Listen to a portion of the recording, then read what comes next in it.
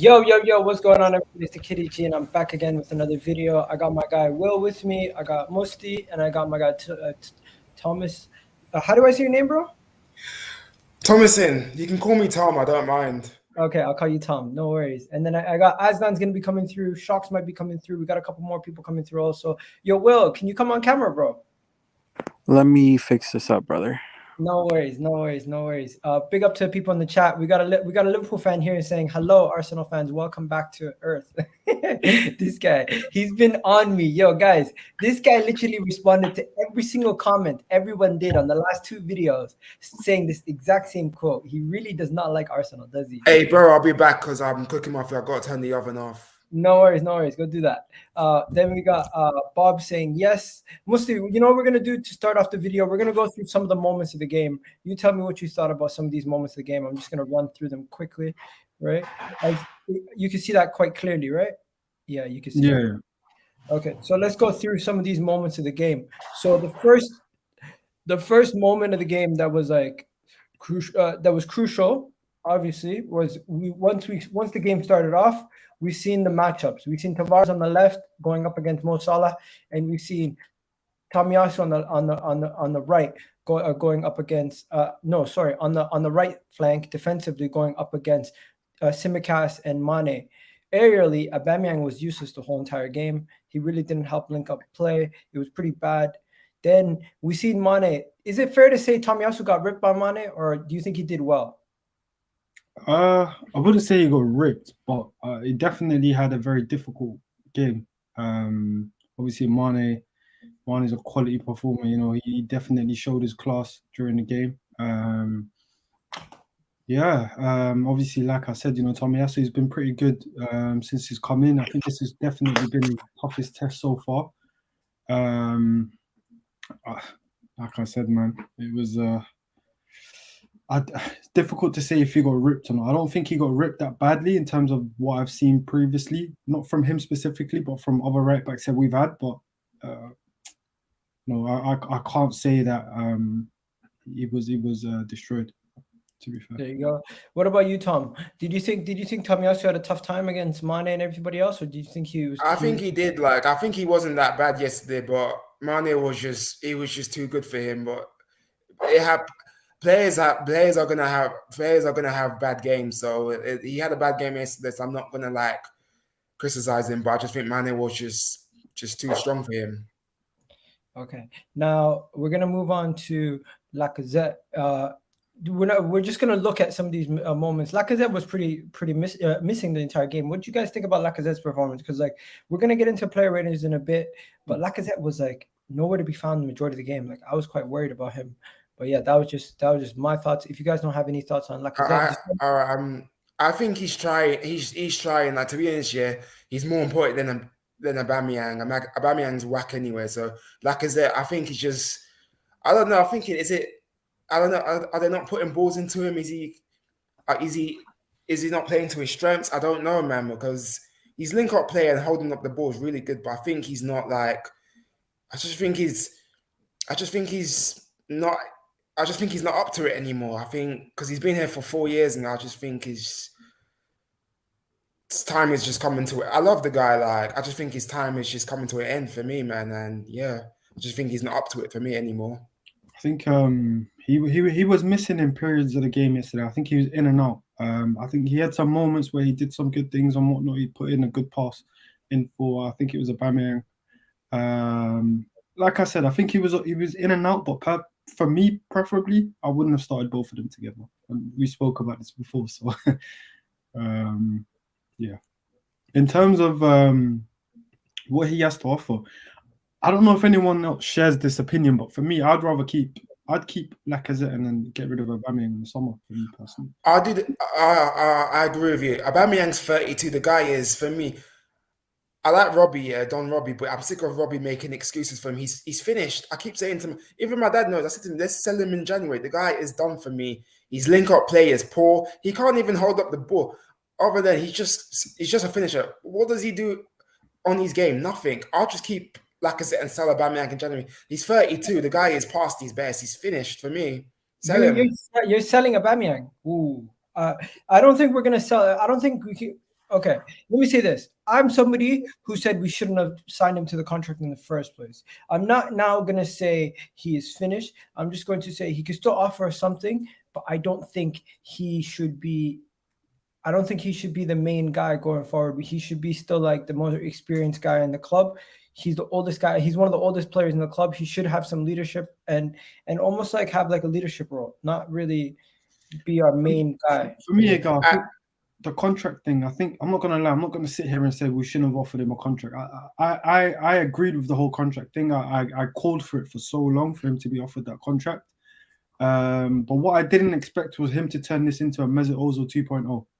And unfortunately this is where it's gone for me. You know, obviously we all expected big things from him. We've given him the armband, we've supported him in his worst moments.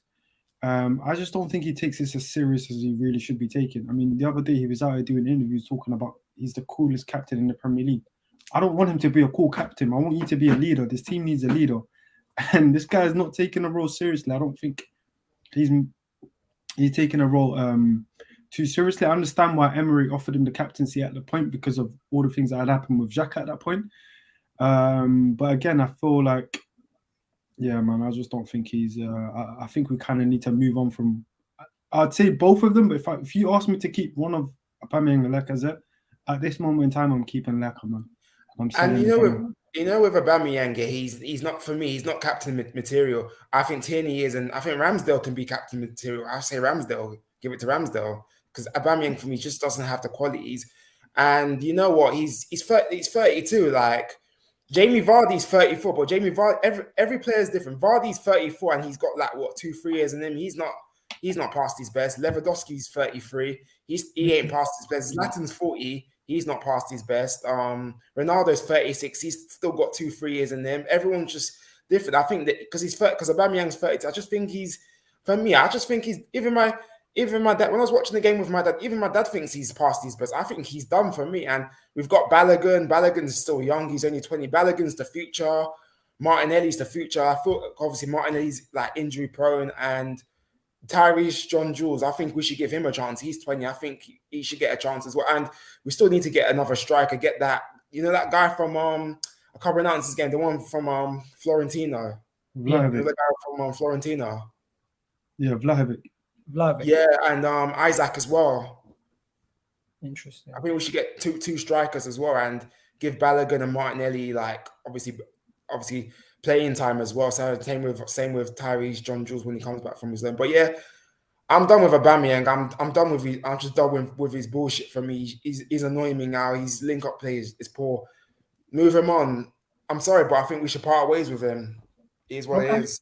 It is what it is. We keep it moving. Musti, and I'm gonna ask you, just give me your analysis of the game, because I gave my full analysis on the game yesterday and my instant match reaction. If you guys haven't already seen that, but Musti, give us your thoughts on the game and sum it up in like a couple key points of what you thought, and you can touch on whatever you want to touch on when it comes to the actual performances afterwards when we're talking about the individual players. I guess you can look at it as a game of two halves, because that's how it was for me. First 25-30 minutes, I thought we defended well. I thought we played pretty well. I felt like we frustrated Liverpool in terms of them not being able to create many clear-cut open chances. The chances that they did create and the opportunities that they did have, I felt like Ramsdale dealt with that incredibly, putting off some serious saves. I feel like the game for me changed though when Arteta and Klopp had that little moment. And again, I think Arteta just showed his inexperience at that moment in time for me specifically. Don't get me wrong, I love the fact that he showed fight and determination. But the thing is, unfortunately, his team weren't sharing the same sort of mentality that he had. However, when you're going to do stuff like that, you need to understand that's going to cause a reaction in terms of the crowd.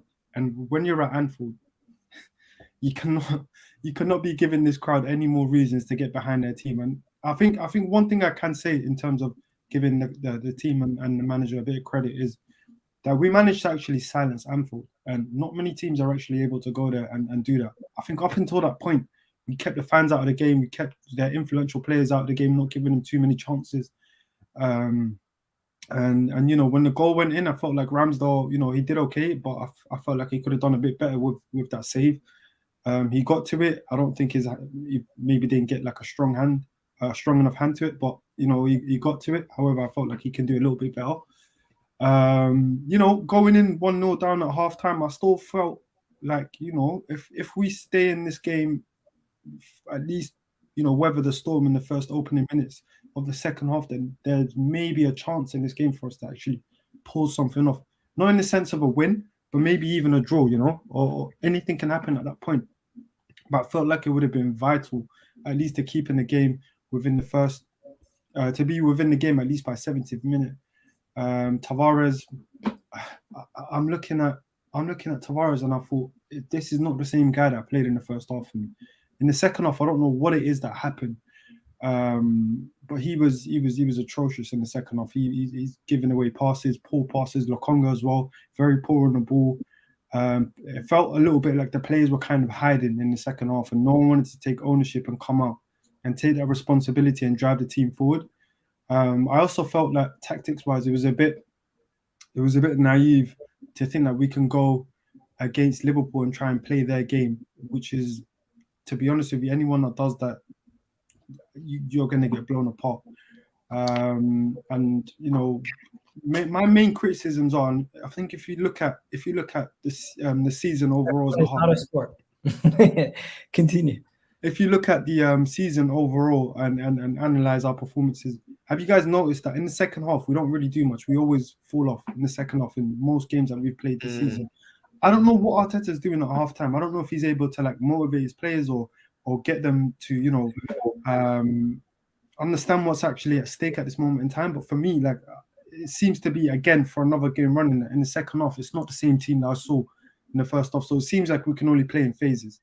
Whether that's a game plan because of the fact that he wants to be, you know, quite defensive and holding on to absolutely nothing for me. I'm not really sure. But I think after that second goal went in, it went downhill from there. The team just completely capitulated. Ramsdale, as much as he's been great this season, was very, very poor for that second goal. I don't know where. You tell me, what did he see? Because he dived left and the guy wasn't even... You know, I understood why Ben White went in for that challenge because he thought that there was a shot coming in. That didn't happen. Got this goal.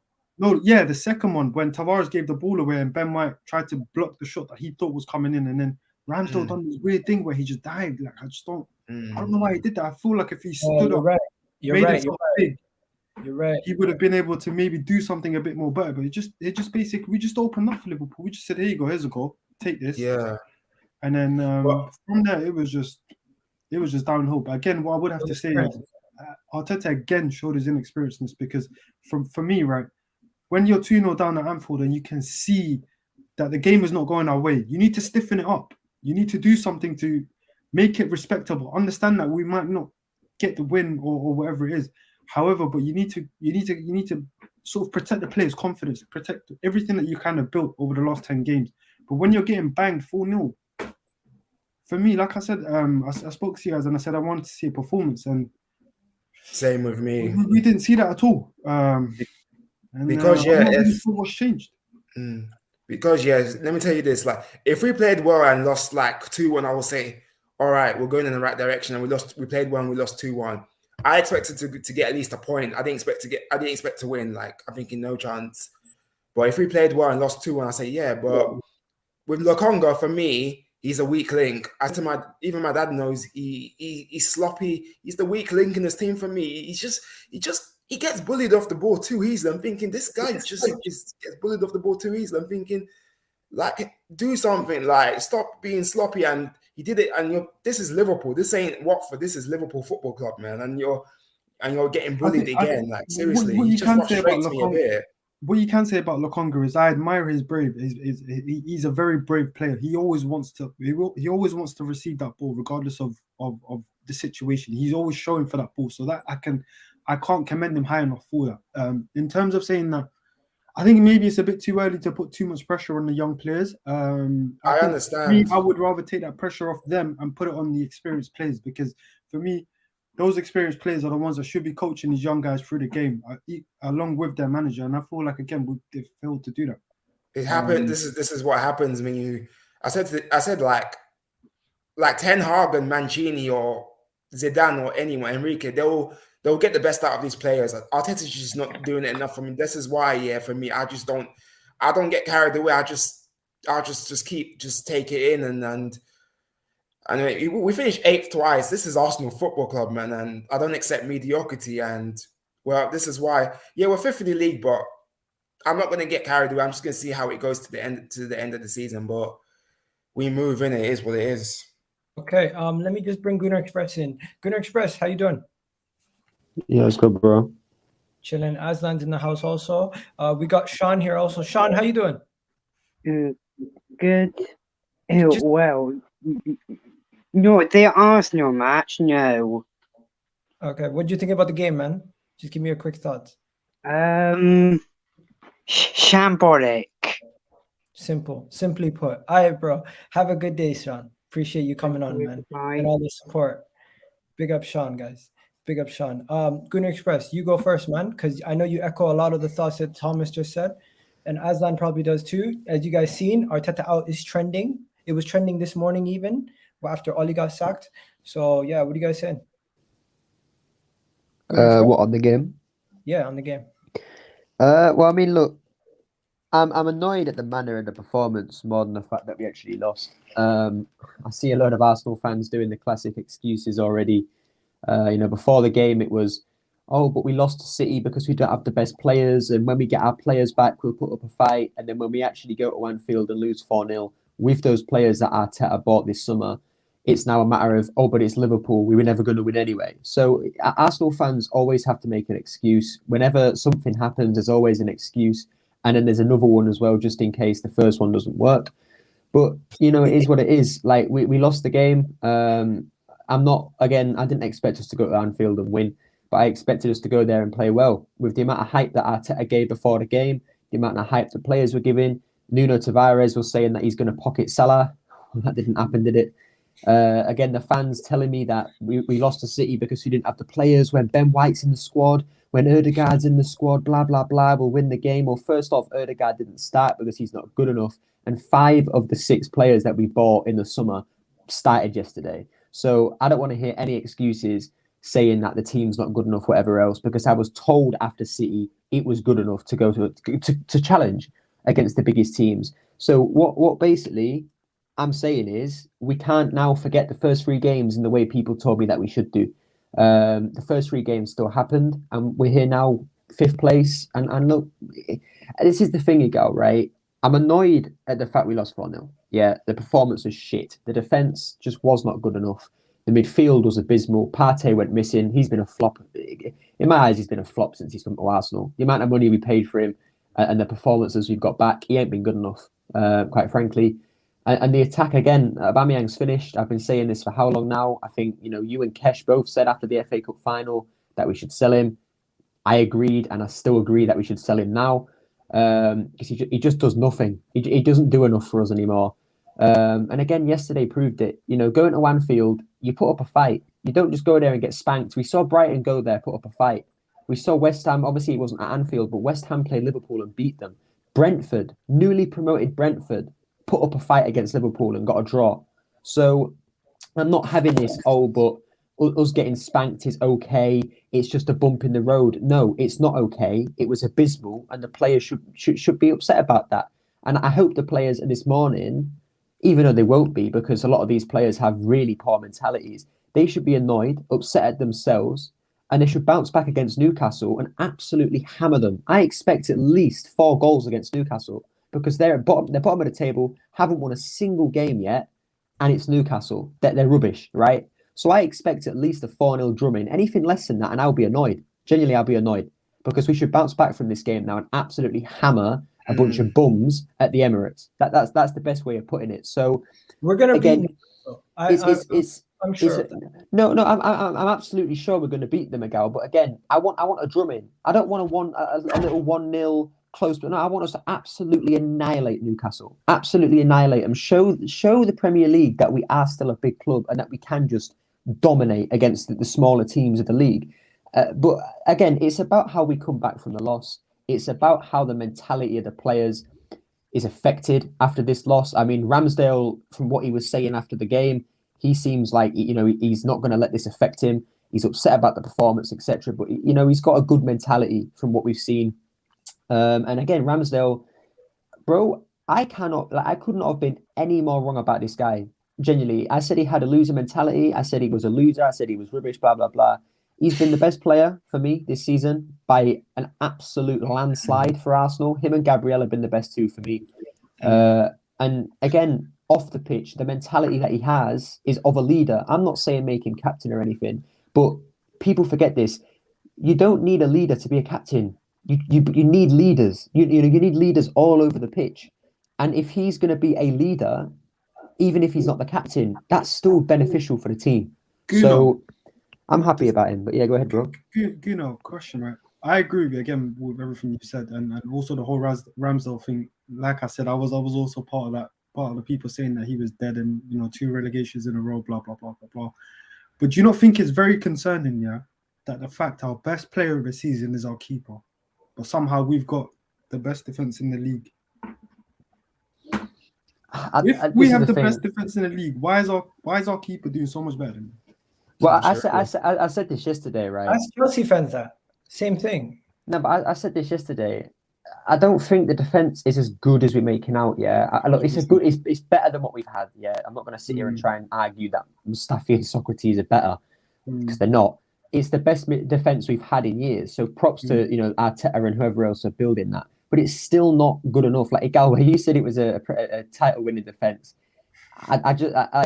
It's not. It's still not good enough. Yeah, Tierney needs to play better than what he's playing at right now. He should have played yesterday anyway. So I'm annoyed that he didn't play the game yesterday. Hey, but he needs to play better. Gabriel is showing that he's good enough. He's the only one so far of this defense this year that has said to me that you're good enough to actually win titles of Arsenal Football Club.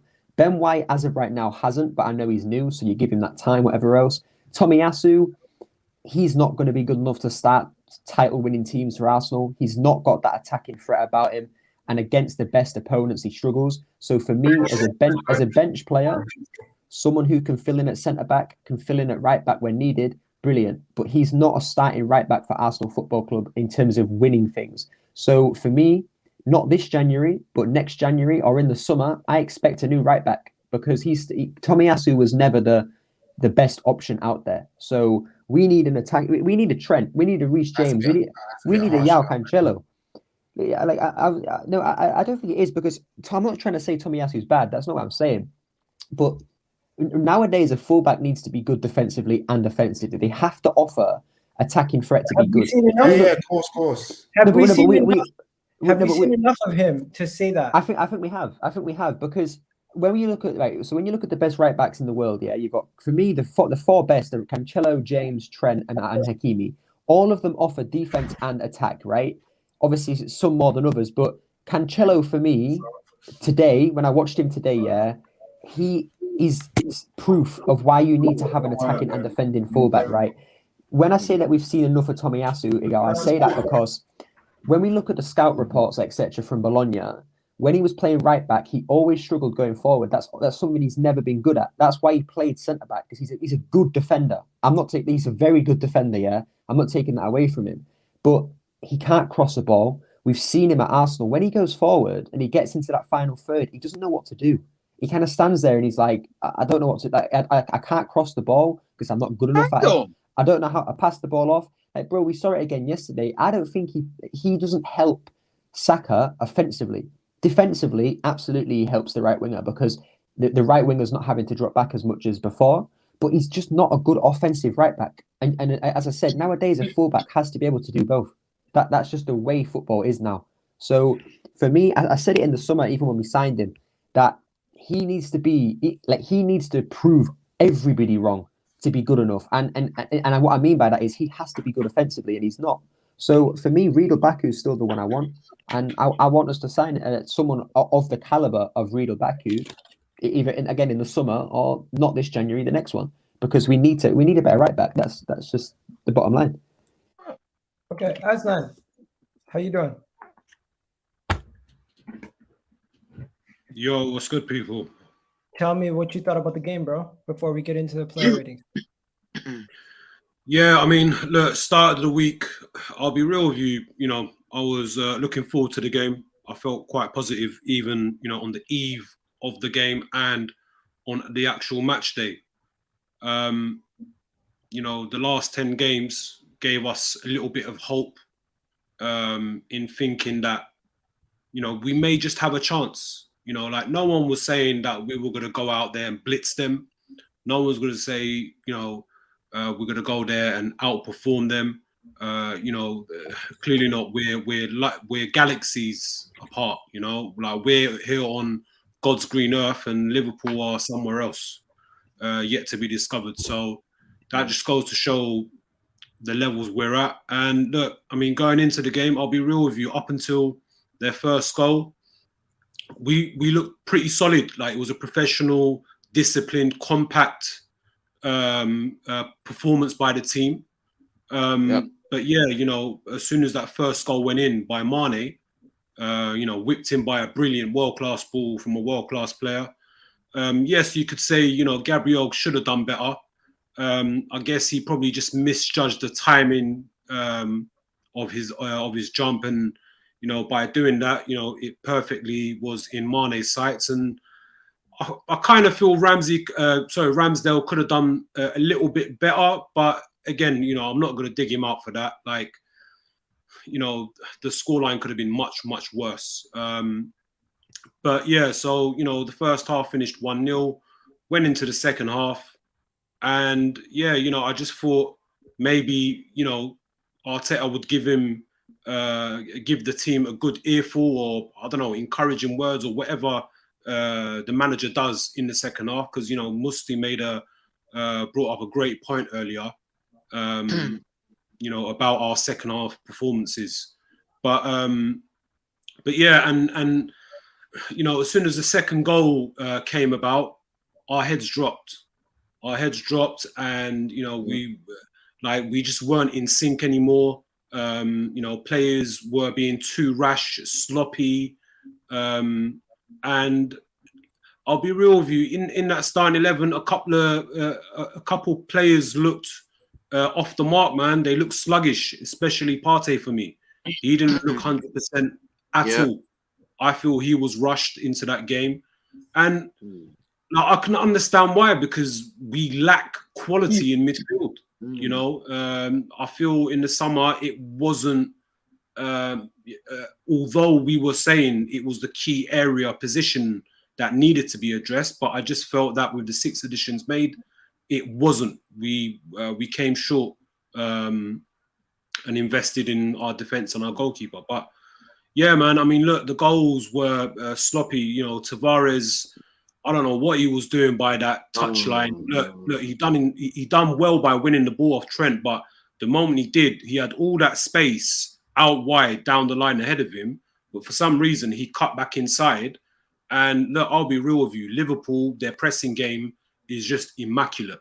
Yeah, there's just no room for error in their pressing game. Like, it's just world class. And at that moment, Oxlade-Chamberlain pressed him, caused him to cut in the ball into the path of Jota. And, where I raised the point of, a couple of players being sluggish, Partey, his lack of awareness was very low. Got the ball, but whilst getting in possession, he turns, and then what does, my guy Benny Blanco do? Goes diving in.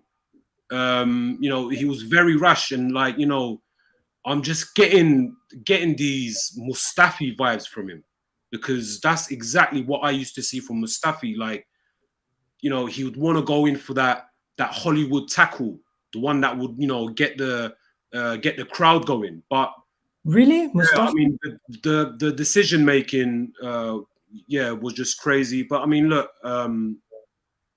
I'll just end it on this. Look, the only positive I can take away is from that performance is that Ramsdale, even though a 4-0 is not a respectable scoreline, he kept us from being humiliated. Do you know what I mean? Like, that could have easily been 5, 6, 7.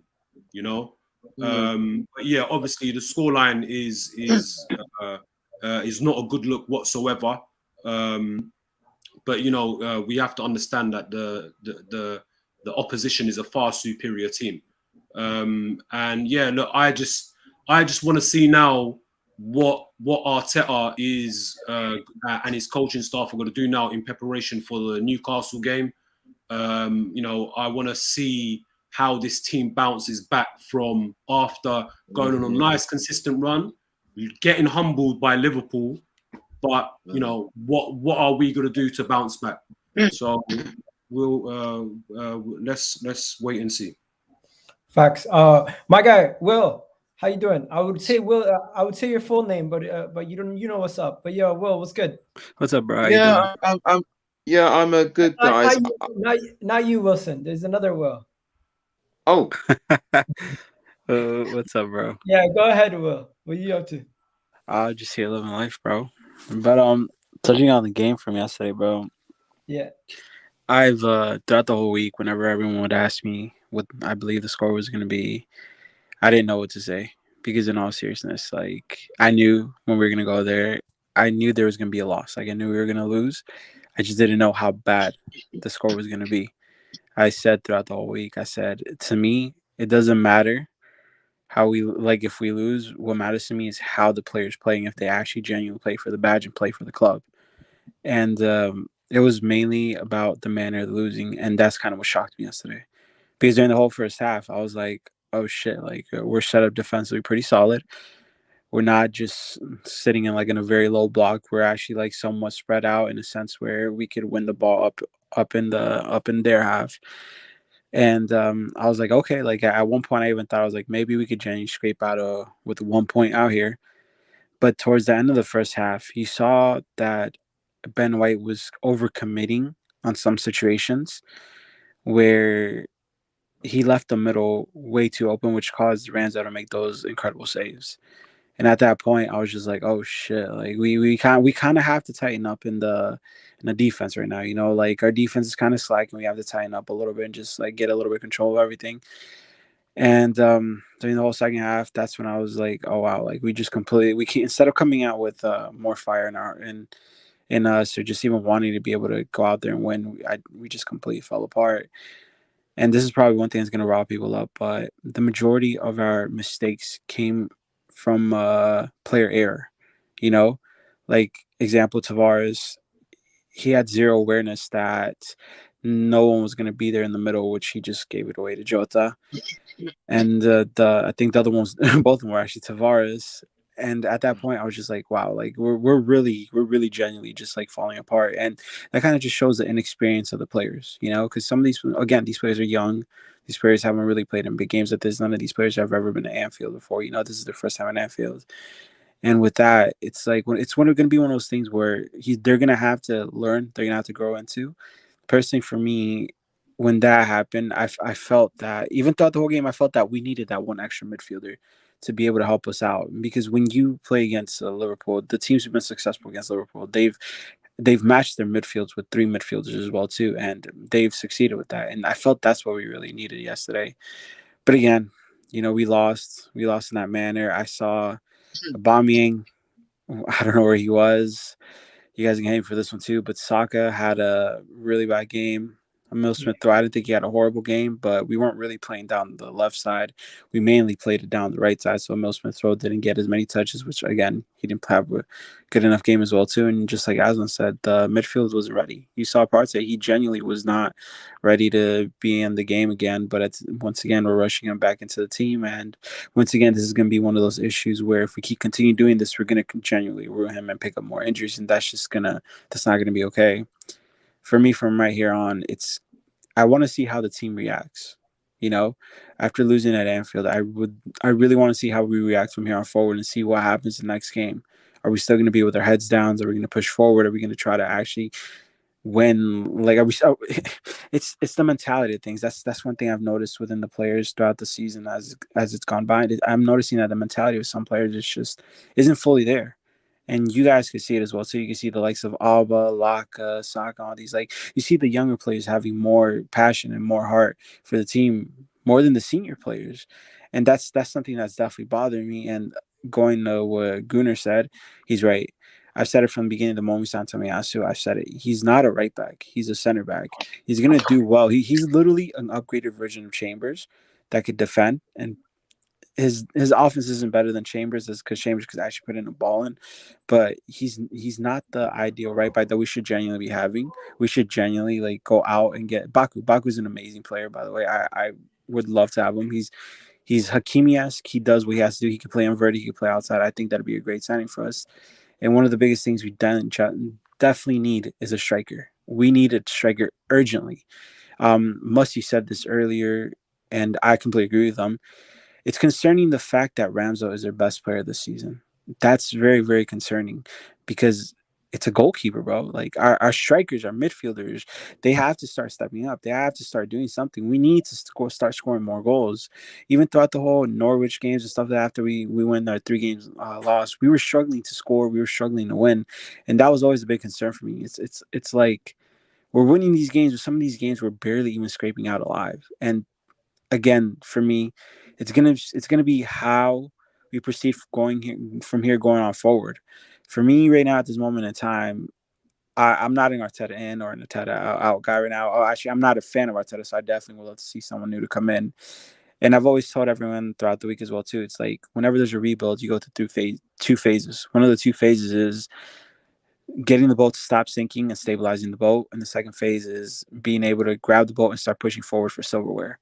And from here on, we're gonna see if Arteta's gonna be the guy who's just here to stabilize the boat, which is phase 1, or if he's the guy who's genuinely gonna push us forward to trophies. Personally, to me, I can't see us winning trophies or winning any silverware with Arteta. I feel like he did his job in a sense where he stabilized well, because he did. He built a foundation in the team, which I definitely commend him for, and I definitely give him props for that. But is he genuinely the one who's going to push us forward? And that's what we need. We need someone who's going to push us forward. And again, like for me, one thing that a lot of people don't notice is that our standards have dropped immensely throughout the years. Every season we went from, oh yeah, we could definitely beat Chelsea or so and so, to, oh man, we could definitely probably scrape 1 point from there, to now it's like to 1 point where we're like, are we gonna beat Leicester? Is that something that's possible? It just dropped immensely without people really knowing or even seeing it. And people are like hyping up Arteta with the sense that we've gone through this 8-game winning streak, but it's like these teams that we beat, that's who we have to beat. That we're expected to beat these teams. We're not expected to lose against them. And a lot of people were just like, oh, he could push us forward because he's doing that. But no, bro. Like we were expected to beat these mid-table and lower table teams, and we're expected to challenge these top table teams to get points off of them, because that's what's going to win you the league. Being able to get the points from the teams you should be beating, and be able to get some points off the top 5, top 6 teams. And for me, again, it's going to be interesting what happens from here forward. Again, like all of us, we're all Arsenal fans. We want the team to succeed. I hope Arteta proves all of us wrong and shows us that he could be the guy to win a silverware. But at the end of the day, we also need the mentality of the players to be in the right place, Yeah, I hear that. Just before I go to Wilson, there's a bunch of comments that came in. I can't keep up with all of them, but someone here said, Iga, I have a question for you in the panel. What midfielder do you want Arsenal to buy, Basuma or Dennis Zakaria? I personally would go for Basuma, but I know Dennis Zakaria's contract's running down. I think he might be younger. Am I mistaken? And he's played quite well for Gladbach over there in the Bundesliga. But I'm just worried about his injury history and the fact that he would have to adjust to the Premier League, where Basuma would already be ready. I don't know what's going on with his court case. Last thing we want is another player to get arrested before they play for us or something like that. So we'll have to wait and see. But personally, I'd prefer Basuma if his whole court case situation is sorted out. Other thing. We got Shocks here. Shocks said he can't come on, guys, but he had a comment here saying they targeted the young, inexperienced players like Lokonga and what do you call it? Nuno. Partey had a stinker in the game, and if what? And it ain't been it's not talked about enough. Yeah, that's true. That's true. A lot of people have been mentioning Partey though. Go ahead, Wilson. What do you think about the game before we get into the player ratings? And if anybody after that, before we start the player ratings, we're going to talk about the Arteta out situation, because a lot of people are talking about it. So yeah, go ahead, Wilson. Yeah, we need to be real right now because I have to say, in the first half, we were doing okay. We were doing all right. Defensively, we were doing very well. But in the second half, man, Jesus Christ, man. I mean, we fell apart. I'm sick and tired of us falling apart against these big teams. Every bloody time. I'm sick and tired of it. When are we going to learn, man? Seriously, it's like it hurts, man. Every time we go to Anfield, we get slapped up. Every year, man, it hurts. It hurts. It hurts. But the bottom line is, yeah, we should be lucky right now because other teams around us, right, like West Ham, Leicester, and Spurs, yeah, they're doing crap. We're lucky to be in a decent position right now. So I do feel with Arteta sometimes on that particular game, I felt he made the substitutions a bit too late. The only thing that annoyed me the most, yeah, is why on earth did he sub Lacazette off for? I mean, he tried everything.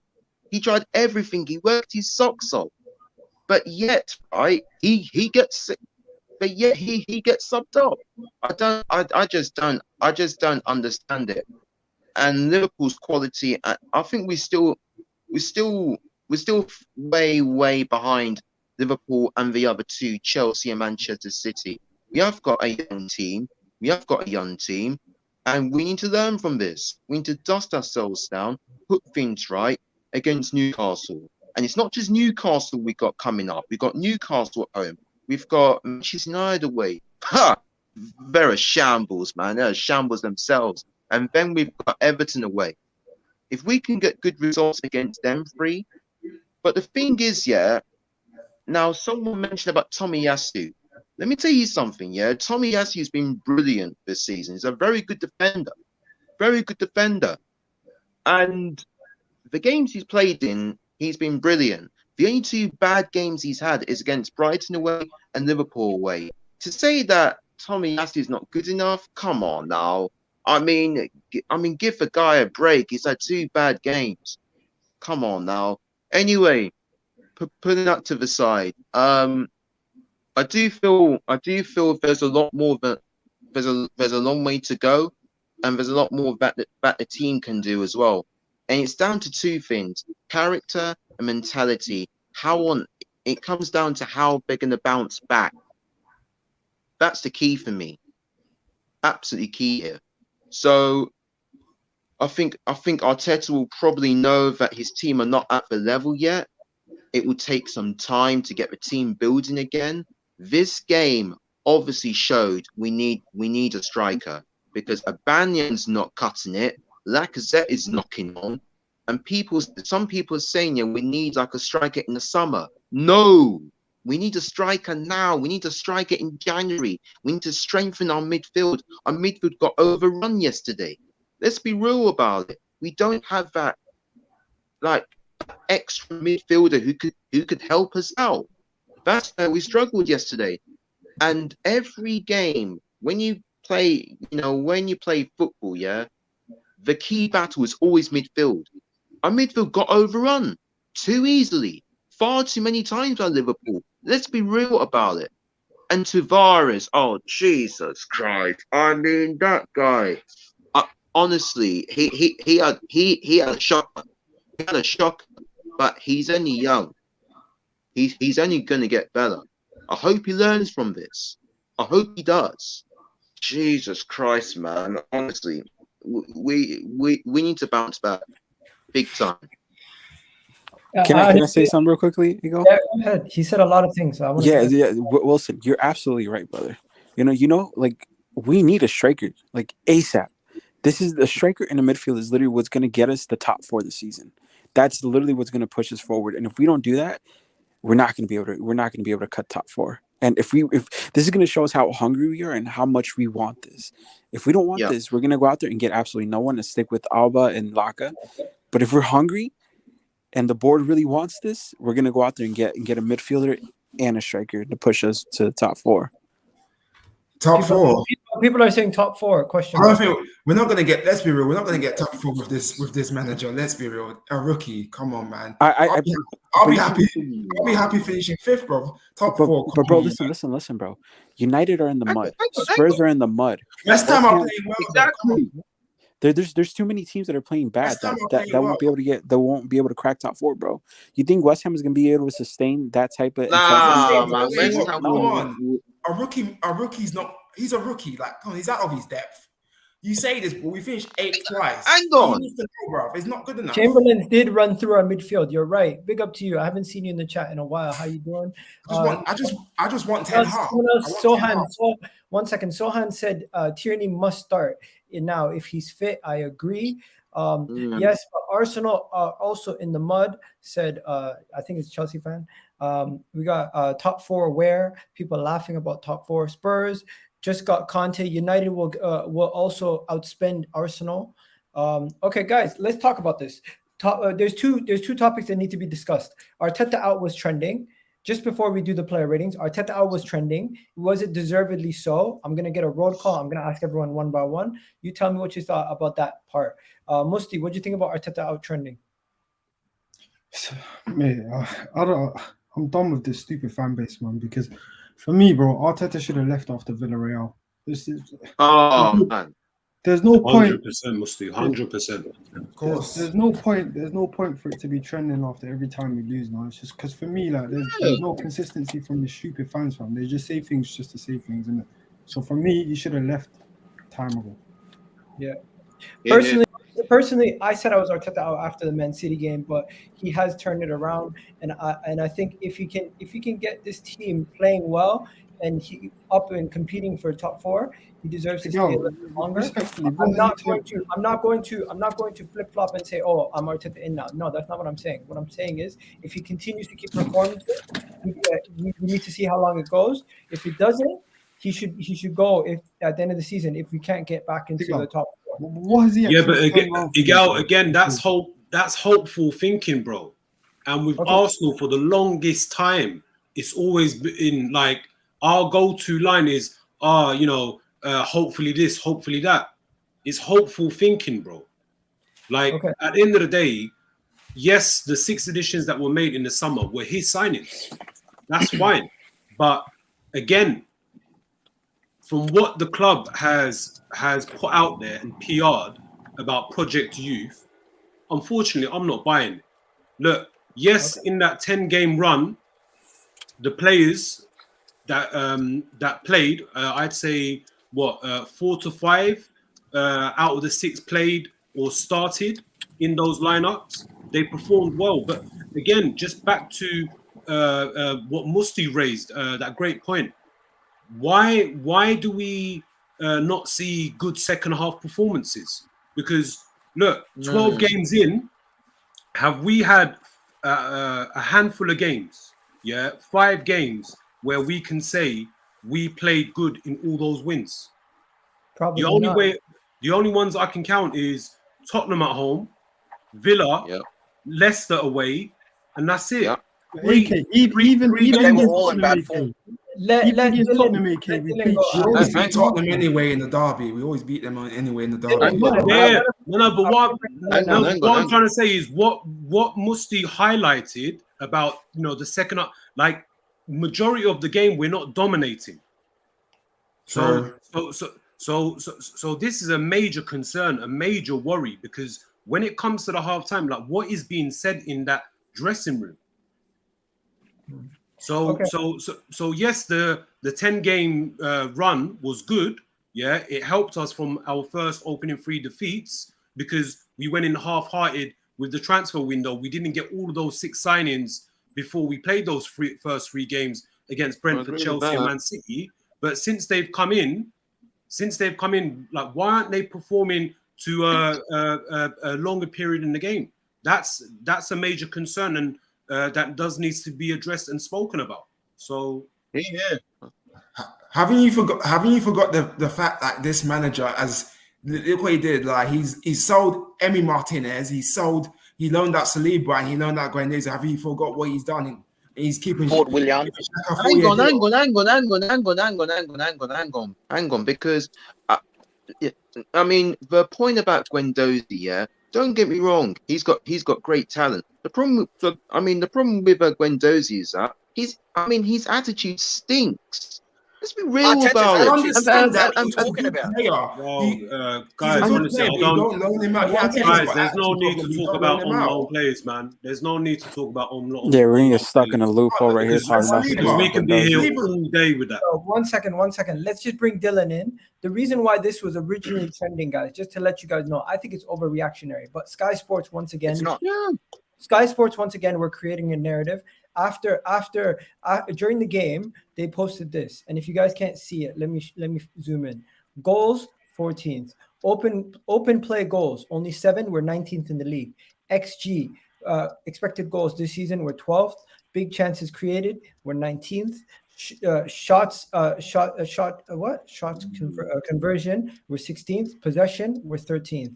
And they showed a picture of Arteta, and that's what they showed at the end of the game to create this whole controversy. So that is what this whole thing. That's what's kicked off this whole thing. The loss plus people seeing this, and they were running with it. Now, Dylan, you were saying it's the right reaction. Am I correct? Well, it's the. Can you guys hear me first of all? Yeah. Yeah, we can hear you. Yeah. Okay. Cool. I'm just driving to work. It's the right reaction, but it's the reaction that, well, for someone like myself and maybe Aslan, we've had this same reaction whether we won, lost, or draw. Like, he's not the right guy, so he has to go. Okay, people have been caught up in this 10-game run, and like I said, United did 22, and then the thing is that I don't understand is that how these Arteta lovers are okay with us being 8th and 8th, and now maybe getting top 6. Exactly. You know, just listen, and yet Unai Emery fucking did it without any of his players. He didn't get one choice of players. And he did it and got 5th and did more than what Arteta did. The worst thing to happen to Arsenal was that dickhead winning the fucking FA Cup. That was the worst thing because that gave him time. And that is the worst thing that's happened to this football club. This guy should have been gone a year ago. He's a fraud. He shouldn't be here, bro. People starting to tell me that, we've got a good defense. Gal says title winning. Yeah, maybe the players are okay. And they're okay. Gabriel is maybe only 1. Tierney if he keeps fit. But they're not good enough, man. We've got the worst defense. We keep conceding 5-0, 2-0, 4-0. How many goals do we want to keep conceding? We can't score. So we sacrifice the attack for defense, and we still can't defend. That's down to the manager, man. Dylan. It's all the manager. That's what I'm saying. 1 second. Dylan, this is the first response that everyone's going to tell you. In that whole boardroom, it seems like Arteta's the only person who really knows what level of quality players you need to have in your squad to achieve things. Because when you look at Vinay, he's not a football guy. When you look at Edu, he's not experienced enough. And when making the decisions in the summer, I'm going to tell you that needed to be made. Bro, just because Arteta played football doesn't make him a football guy. I'll tell you that right now. Arsene Wenger wasn't the best player, but he was a fantastic manager. Just because you're a player doesn't make you a good manager. Look at Lampard, okay? So I don't need Arteta's decisions on a mediocre career that he had. He was nothing to Arsenal Football Club. He was an awful player anyway. Bro, he wasn't even a legend. That's the worst part. And he was a mistake signing. We panicked and bought him on that last. Yeah, I don't even know why we bought him as a player. He was not good enough. Not on Fabregas's level. I don't want to get into that, but what I'm saying is he's not good enough. And we're going to sit here in another year's time and have the same debates. We should be seeing progress straight away. Like I've said, you look at the likes of a Vieira. This is just a comparison, but like a Vieira going into Crystal Palace and what he's done with the limited funds, players, budget, everything that he has. Brendan Rodgers, when he first came into Leicester City, the change that he instantly made. Watch Conte do it with Spurs, even though they've got a shit team and shit players, but he'll do the same thing. And watch it happen when United actually sign a world-class manager, if they don't stay with this Carrick stuff. But it's going to happen because bro, it just kills me that we still got this fraud here. I just can't understand why fans. I don't understand why fans are accepting it. We hated, dude. We were top 4 with Wenger. I used to say for years and years we needed to get rid of Wenger so we could progress and win the league. And all we've done is progressively keep getting worse. We're just getting worse. We accepted 5th, and now I'm listening to people yesterday saying, "Oh, hopefully we get 6th." Fuck 6th, bro. I want to win the fucking league. I don't care about 6th. But this squad's not. I want Ten Hag. I want Overmars. I want Ten Hag. Oh, mate. Okay. The reality situation, guys, is Arteta's not going nowhere right now. That's the reality. I've acknowledged that he's not leaving. Well, nothing. I'm telling you right now, nothing will progress. We're gonna have the same conversations over the next year, and then the same things will happen. Okay, he's gonna have another fallout with some other player, probably Aubameyang or Lacazette or whatever. He's gonna. He's already gonna have a fallout, bro. He's got an attitude problem, bro. He I'll talks tell you about what. attitudes. A good. Bring Nelson, Saliba. Hang He on, needs to bring- hang on, guys. Let me tell you something, yeah, because there is one thing that most of us agree on. Arteta should have left a year ago after the Villarreal game. A year ago. And I'm not sure why. Bro. He should have Hang on, left. hang on. He should have left. He should have left when we lost to Aston Villa at home 3-0. Yeah. He's never done that, bro. He's not gonna get a better That's a job. good point, actually. A couple of results before that, and then to the end of the year, we lost like 7-8 games in a row. Aslan, what Yeah, the I funniest know, thing is, right? 1 second, yeah. I know, but you could have left then. So I know what I'm Aslan- trying to say is, last year there was many occasions during the course of the season where there was right times for him to, or like, there were many occasions where you could see that he didn't deserve to be in the job, but unfortunately, the club didn't see it that way. The higher ups that run the day-to-day operations and the ownership didn't see it that way. And look, we Dylan brought up the getting knocked out in the semi-final against Villarreal. He should have gone then. 100% he should have gone then. Paying a false nine. He should have gone then. But look, we've got nine games from Newcastle to the end of the year. 8 of them are Premier League games. 1 of them is the quarterfinals against Sunderland. Now, if in that run to the end of the year, if we drop from where we are now, which is 5th, if we drop down that table, I expect this club to make the hard decisions and actually remove this guy. But again, Edu came out. Edu is a prick. Edu doesn't care. I want Edu out of my club. I want Edu and Vin. I've had enough of this shit. Yeah, 100%. They're just as responsible. 100%. When we're talking manager out of my club. When we're talking about this, right? The person who I know who's been the loudest about the Arteta out situation has been Gunnar Express. Oh, he just cut.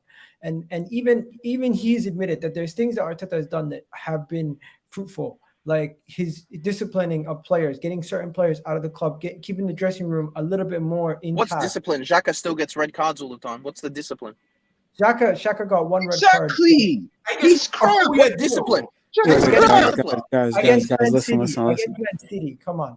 Listen, guys. One second. I wanted to bring 1 second. I wanted to bring Gunnar Express into this topic because he's been Arteta out as long as I've known. And Dylan, before I even met you, I've known Gunnar Express, and he was telling me Arteta out way before anybody else. I mean, Arteta out since last year.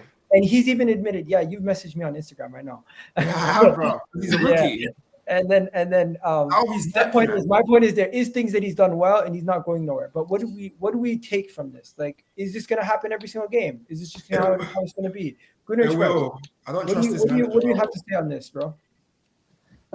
Yeah, it is, because look, when we win games, people get excited. When we lose games, it's going to go back to what the issues are, because we lose the games for the same reasons, It's the same reasons every time we lose the game.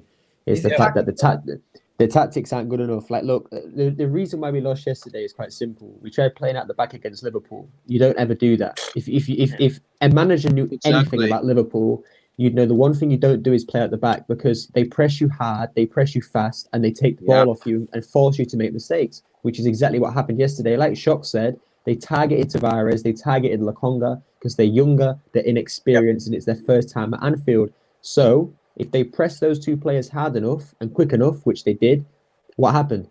They lost the ball, they made mistakes, and they cost us goals. So tactically, he got it wrong. However, I hear an argument that he shouldn't switch the tactics up just to play Liverpool. Stick to your tactics. Make sure the players learn how to use that to play the system. I get that, but at the same time, like, look, I've been Arteta out since the Villa 3-0. Ole Gunnar Solskjaer just got sacked for winning 1 game in the last 7 games. Right? Arteta went for a run of having 1 win in 10. 3 months. The fact that I do not understand how he survived that, and that what that tells me is if he can survive that, it's going to take a lot to get this guy gone. So at this point, I'm bored of screaming Arteta out because he ain't going nowhere. If he can survive 1 win in 10 games, then I don't know where he ain't going. That's the bottom line. I want him to go. I want him gone now. Bro, I said it last night on a space. If he gets us top 4 this season, if I was the owner, if I was the owner, I'd say at the end of the season. No, 1 second. Listen. If he gets us top 4 this season and I'm the owner, I will genuinely go into his office and I'd say, thank you. Here's your P45. Now fuck off because you aren't good enough to win the title. Thank you. If he gets us top, the reason why I say that, yeah, is because look, some of the managers that I want and others want, such as Ten Hag, etc., they're not going to come unless you're in. They're not going to come unless you're in the Champions League. So Arteta, if you get us Champions League, thank you. Here's a pay bonus. Now leave because you aren't good enough to take us further than top 4. If you get slapped 4-0 by Liverpool at Anfield, then I cannot wait to see you play Bayern Munich over 2 legs, or Juventus over 2 legs, or any of the big teams over 2 legs. It'll be embarrassing. It'll be embarrassing. So, bro. Look, I hope he gets us top 4 this season. Look, if he gets us top 4, I'm not. Top 4's not going to happen. I think we'll finish. No, 1 second. It's not happening. No, 1 second. Let me say this. Hang on. I hope he gets us top 4. But for me, I hate what you're all saying, bro. Ten Hag is the one I want. This guy has 500 goals scored in 158 games. I think it is. Do you know how mad that is? And I know all these people are going to come out and say, oh, but it's the Eredivisie. It is the Eredivisie, but it's still 500 goals in 158 games. That's an insane stat. That's an incredible stat. 4-0 against Dortmund. So I don't want to hear any of this. That's mad. But it's the semi-final a couple of years ago. Ten Hag is a tactical genius as a manager. He will be one of the best managers in the world at one point if he moves his career in the right areas. And bro, the thing that annoys me about Ten Hag is that he plays the exact system that we want to play. A 4-3-3 attacking dominant system. We have the players for his system. You know, add 1 or 2 more here and there. And then we have the players that he'd want. He can work under not a lot of money because Ajax don't produce money. They produce youngsters and we produce youngsters. He's brilliant with youngsters. Come on now. He had a fucking 19-year-old Delict captain in a team against Man United in a Europa League final. A 19-year-old captain in that team. And they got to a final of the Europa League. So this guy can work with youngsters. He's done it from the beginning. And we talk about Project Youth and all this nonsense. Well, if you want to get a Project Youth, go and get Ten Hag. He is Project Youth. He is the epitome of Project Youth. That's what he is. So again, if Arsenal had any sense, if Kroenke had any sense, which you know he keeps saying he does, but it's still yet to be seen. Get rid of Arteta. Go and get Ten Hag. Go and get Overmars or one of these brilliant, director of footballs that are out there. Ralph Ragnick's out there right now. I think Luis Campos is still out there as well. Go and get one of these guys. Go and get the scouts they work with. And then we move forward. Having Arteta and Edu, we ain't going nowhere. Top 4 is Top 4 is the maximum we get with these guys. I need to know one thing. This is a silly question. But everyone keeping their stands. Everyone's still Arteta out here. Everybody here. Yeah. Yes. It's never changed, bro. Yeah. Until he goes. Nothing he can do. Okay, Will and Aslan. What are your answers? We're not Aslan. But pretty much. What about the manager? Sorry, go ahead, Will. Is it Arteta still for you guys? So pretty much for me, like I told you guys, I've always been Arteta out. I don't see a future with him. I don't think he's gonna win a silver in the future. I do credit him for stabilizing the boat. The boat was sinking when he came in. He got rid of that wood that was causing the boat to sink. He'd brought in a couple of decent new players, like we can't lie. Ramsdale was a great signing. Tomiyasu was a decent signing. We got the likes of Sambi was a great signing. So he stabilized the boat. But from here on, I don't think he's going to be the manager to push us forward. And I don't think I can't see a future with him, bro. We need someone new. Okay, Aslan. Man, all of you people are fake fans, man. Seriously, man. What type of Arsenal supporters are you guys, man? Come on, man. Back the manager, man. Back this team. Back this club, innit? I'm not gonna back. Hang on. No, guys, I'm joking. He's taking the piss. He's taking the piss. I'm joking. Look. Miguel, bro, look, you know me, bro. I think it's a little overreactionary though to be Arteta out every game and be Arteta in. No, Miguel, bro. Look, you know my thoughts, bro. I've been stern Arteta out since last season when we got pammed at home by Villa. Yeah, and then when I came, when I made my debut appearance on your stream, straight after the Villarreal game, you know what I said, bro. Yeah. Now, obviously, straight after the season ended, the club thought otherwise. The club backed him financially. We spent nearly 160 mil on 6 new additions. Yes, the first 3 games we lost, and I felt that he should have gone. But again, because we went half-hearted, as we usually do, because it's a repeated pattern, summer in, summer out, we weren't prepared for the beginning of the season. We only brought in 3 players in that opening game of the Premier League away to Brentford. But then after the first 3 games, then we added, White, Ramsdale, and Tomiyasu. So, look, I mean, the consistent run that we had, obviously, look, whether you're in, out, shake it all about, whichever side of the fence you're on, when your team's doing well, you're obviously going to praise them. This is a given. Yeah, because why? Because we're Arsenal fans. You know, when the teams do, like, give credit where credit is due, but at the same time, you know, like, I'm only speaking for myself. I was still reserved throughout this consistent run. Look, we all saw, like, prior to the Liverpool game, we've spoken many times, like, on spaces, like, even though we've won, but they weren't convincing results. And like I raised earlier, like, name me 5 games, because I can't. It's less than 5. So for me, look, anyone can say, "Oh, yeah, here we go." After a Liverpool loss, the Arteta outers are out by force. Well, listen, I didn't go anywhere. But and for anyone to say, "Oh, you're being reactionary," well, you know, you're entitled to your opinion. Think whatever you want to think. For me, he needs to go. Yeah, he should have gone last season. But look, again, we know he's gonna survive up until the end of the year. And if his results continue to go against us, he has to go. I just want to stop everyone there. I am done talking about the Arteta topic. We're now going to get into the players. Just to let you know, Arsblog did his thing. He gave every player a 5, and he gave a 7.5 to Ramsdale. Just to let you guys know. So what, he gave everyone a 5? Does this guy not like? 5. Tavares was a 2.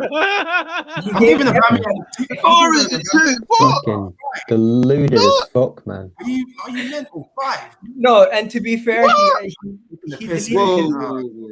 he actually hid his thing this week. He hid the player ratings. It's not on the front page like usual. So of course it's they're not. all He's an fucking embarrassment. puppets, bro. They're all puppets. Okay. How's Ramsdale getting the 7 when you can see the players. What? He didn't give him a. Can I just say, guys? He gave Can him I a just say, like, 7.5. on this? How you can No. see 4? Can I just say on this Ramsdale thing here? Like, people are Oh bigging my up this Lord. Ramsdale performance with a 4-0 loss, but everyone just gave shit to Leno when we lost 5-0. Yet that guy, I think, had a better game than Ramsdale in that game. Dylan, I don't know, man. I've got to disagree with you, there, bro.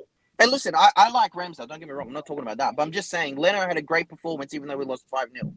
He saved our asses but when he was City at could've fault. beaten us. Oh, Quite a come few of those on, goals as man. well, I mean, though, Ramsdale's Dylan. better than Leno, man.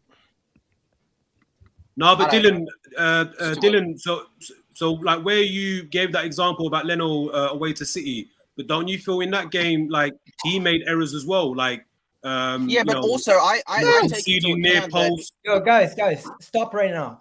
Forget about Leno. He's old news. He's done. He's not going to be playing for us anymore. Exactly, man. Ramsdale's He said, the forget keeper. about Leno. about Leno. Leno is shit. Leno is shit Bro. anyway. Ramsdale's the Bro, keeper. Leno's too busy going to fucking film premieres, bro. Like, Yeah, leave the guy Ramsdale's the alone, innit? keeper. Anyway, man. What I'm gonna do is I'm gonna give it to 2 people and 2 people only to talk about Ramsdale's performance. So since Dylan was already speaking about him, Dylan, what's your rating on Ramsdale's performance? nah, you can give it to someone else. It's all good. No, I'm giving it to you because you're already speaking about Oh, I can do it. One Hey, second. give it to someone else. Dylan, give me your rating on Ramsdale, because I know you're going to be harsh.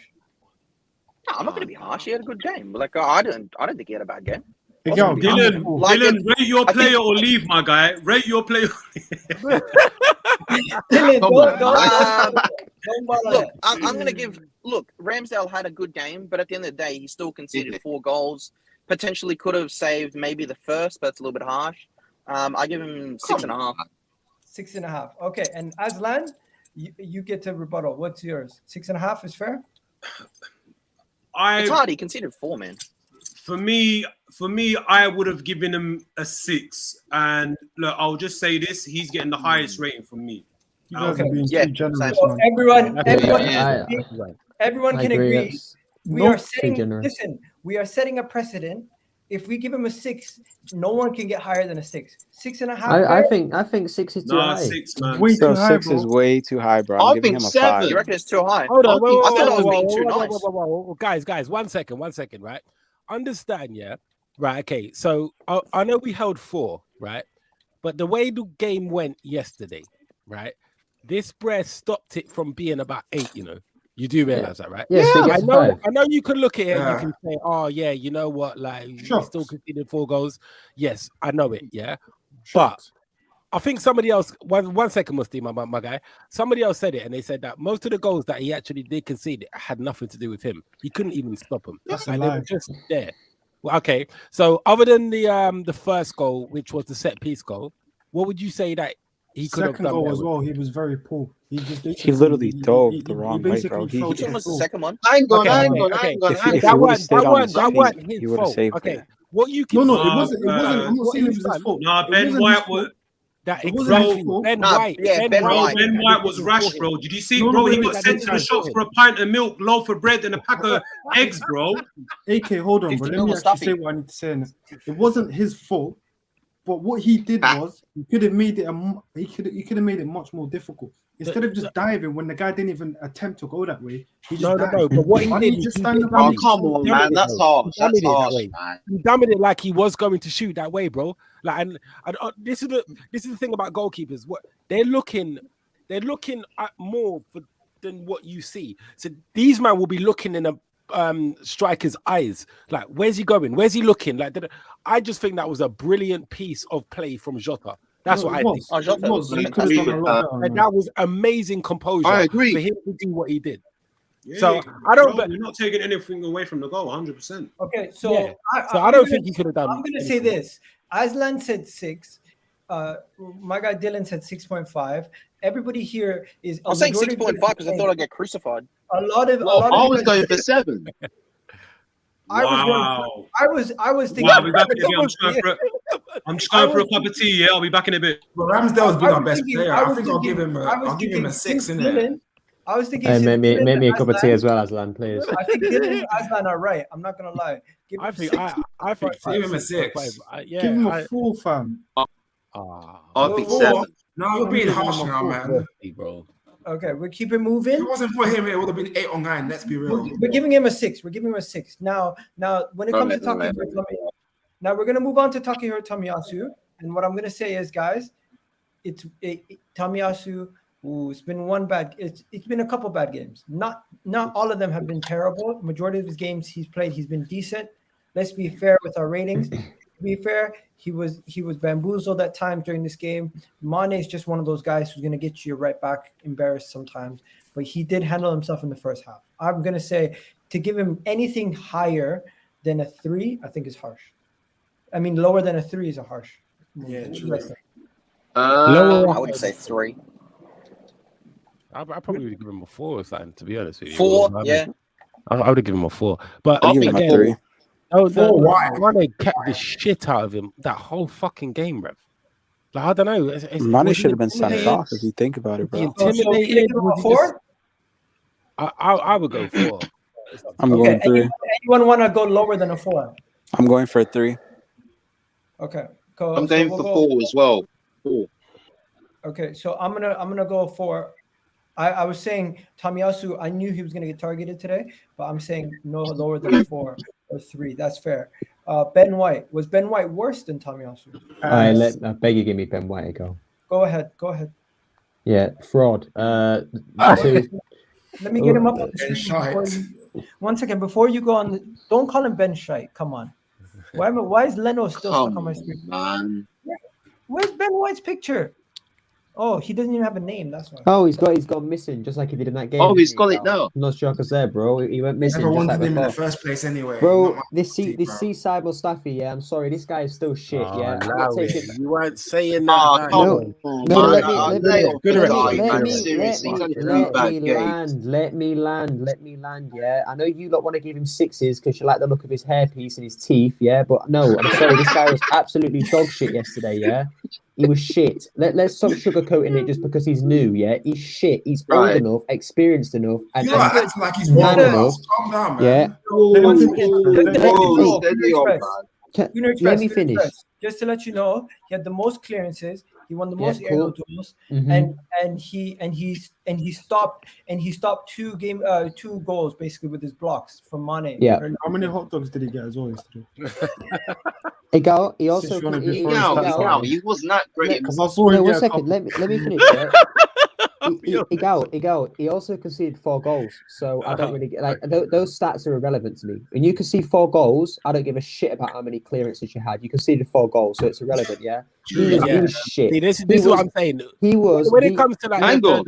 bro. Let me land. Hang on a Let me minute. Let him land. Bro, Sorry. I've let you Yeah, lot all right, go talk on, about your Tomiyasu's and whatever. Yeah, let me talk about this guy. Yeah, let me talk about this go on. fraud of a centre back who's not worth 50 million pounds. 40 million I for this said when we signed him, he's not good enough. Yeah, I said when we signed him, he's not good enough. I said when he goes against the best of the best, he will get absolutely panned. What did he do when he went against the best of the best? He got absolutely panned, like I said he would. You lot all getting hyped because he pocketed Timu Pukki and all these shit fucking strikers that no one even gives a shit about, yeah? Then that's your fault. I didn't get excited about this guy. I said I never on wanted him spaces, either. I said on streams, I said on videos, right?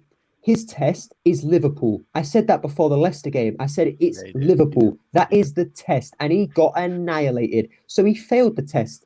Yeah? So this guy now will not be getting an apology from me. Yeah? And he's now going to have to do so much more to prove to me that he's worth that he's worth being in this team because he's not good enough. Aerially, he was decent. But Liverpool aren't an aerial team. They don't care for aerial balls, right? They care for volleys and they care for corner, like for free set piece is when they hit their long balls. What happened on the set pieces? They scored goals, didn't they? So it didn't really matter, yeah. Bro, this guy was at fault. This guy was at fault for at least one or two of those goals. He gets 1, not good enough. Not happy with him, bro. He's not good enough. End of story, bro. Shit centre back. Okay, I'll give him a 2, man. Okay, so it's between 2 and 1. What are you guys saying? I'm giving him a 2. 3. I don't think he's that good anyway, man. He's not that good, man. I mean, he never done anything for me to come out here and praise him or anything. Do you know what I mean? Like, so I get what these men are saying. Okay, listen, we're setting a dangerous precedent because if we're giving Ben White a 2, that means Tavares is getting like a 0, bro. Yeah, good. Give him a 0 then. Well, yeah, it's possible, bro. I mean, Who are you talking about? What? Tavares. What are we not allowed to give zeros? No. Okay. So we'll keep Tavares, No, I'm just asking. Just give me a Bammy. I'm just saying. I thought these kind of scores. Man was over windy. Give me swag. Don't do that, Gunnar. Don't do that. Hang on. I thought these kind of performances were. What the hell happened to Musti? Someone left. But yeah, I was gonna say I thought these kind of performances were left for when people have such bad games that you cannot debate that their score was that bad. But if we're giving him a 2, you guys must have thought he was disgustingly bad. I thought he was bad, but not a 2. Maybe he was ass. Maybe just one lower than Tomiyasu. I was gonna give him a 3. Wait. What did you man give Tomiyasu? 4. Well, yeah. I mean, he's definitely lower than Tomiyasu. I mean, 4's too high. Oh, yeah. So that guy got for Ben White? No, man. I think 4's better for Tomiyasu. Then Why? give him Why? Okay, Man guys, had him on strings the whole game. Guys, Ben White, final decision, 2 or 3? Pick. 2. 1. 2. 1. 2 Two it is. I'll say Two three. it is. Two it is. Going on to Gabriel. I mean, I'm he gonna was give at fault for 2 of the goals, so yeah, 2's appropriate. I think. Aslan and Shocks. I'm gonna give you Gabriel. I'm saving Tavares for Musti. I want Oba as well. Go ahead. I'd say he's better. He was better than White, innit? So yeah, I guess it's 3, innit? 3. Aslan. Man, You screamed. That was me. Yeah, Why I would you say shocked? 3. Why you shocked, Yeah, Wilson? I would say 3 as well. I'd say like I mean, I know he was at fault for the opening goal for Mane's goal with the set piece, but I feel he did a lot better than Ben White. So I mean, Come on, man. A 3? no, Are you for sorry. real? Let me rephrase that. He didn't do a lot better. He was less worse than Ben White. Okay, so 3. They've decided on a 3. Tavares, I'm gonna give it to Danny. No, not Danny. Why did I say Danny? I'm gonna give it to Tommy and Musti. Musti, you go first on Tavares. Let me get his picture up. Where is he? Tavares had a tough day, guys. Let him pick his head up. He's probably too busy at the dog shelter right now, bro. Wow. Allow it. Wow. Go ahead. He said. 0 next. Okay. Thomas. I'll Hold give on. him No, give him a 2, don't let man. him just do that. Don't let him just do that. Hold I'll on. give him a 2. No. Thomas Tavares is and zeros. Hang on, let me do it. I'll give him a 2. Yeah. Okay. What about you? What about you, Wilson? Oh, man. 2. Stop. I mean, the mistakes were fucking bad, bro. They were bad, but he kept his head up. He still kept trying to drive forward. He never let his head drop. He carried on doing what he did. I think that takes bravery, especially at Anfield. However, what he was trying to do was definitely not working. He made a few mistakes. I think I would probably give him a 2. Just to let you know. Same here. No, we gave Ben White a 2, didn't we? So I'll give him a probably a 1. Yeah, I'll give him a 1, but not a 0. Schooner Express, just remind us what he said about Salah before the game. Bro, this guy, bro, he said that Salah might not know who I am, but he's going to know who I am after this game. Yeah, he is, because you're the donut who got fucking duppied by him the whole game. Is that and what made he 2 said? mistakes. Like, what an idiot, man. Is that what This he is what I'm said? saying. Bro, this is what I'm saying, yeah. These players got way too hyped before this game. And what they've done is they've gone into this game thinking this is an easy thing. Like, no, it's Anfield. It's Liverpool at Anfield. Like, it's not easy. And look, I agree with Musti, 0. What did he do good? Please, anyone, just one thing that he did good that game. One thing. Nothing. Silence, exactly, 0 then. What did he do? Nothing. Just because. No, Shocks, keeping your head up's fine, but he's the one that made us go down 2-0. And everybody keeps telling me, oh, the only reason we lost is because we went down 2-0. And he was at fault for that.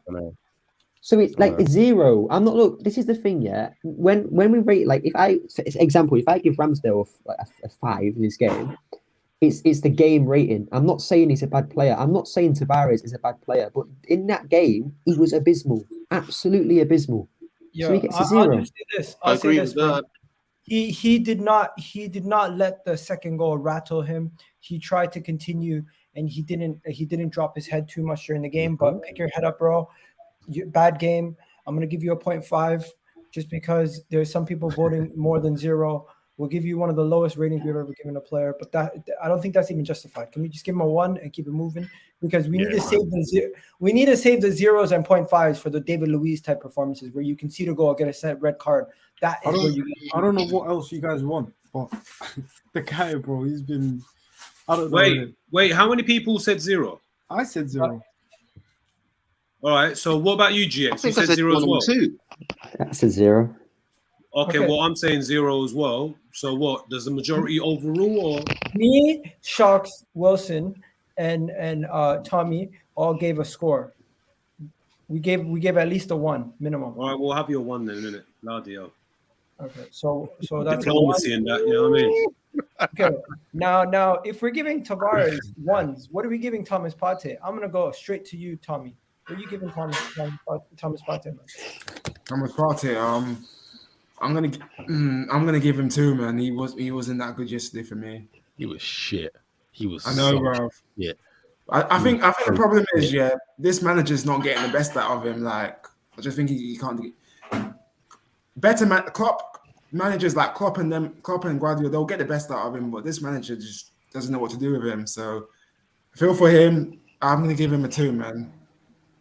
You're gonna give him a 2. Okay, Yeah. Thomas Partey, what do you give him? Non-existent. He was hiding. Nothing came off for him. He was nowhere. He was sorry. For a guy this stature, his age, playing in the team he's playing with all these youngsters and that, this bro was absolutely nowhere to be fucking seen. I never saw this guy throughout the whole match. Bro, I'd give him a. I seen him making it. I seen him. This is why. One second ago.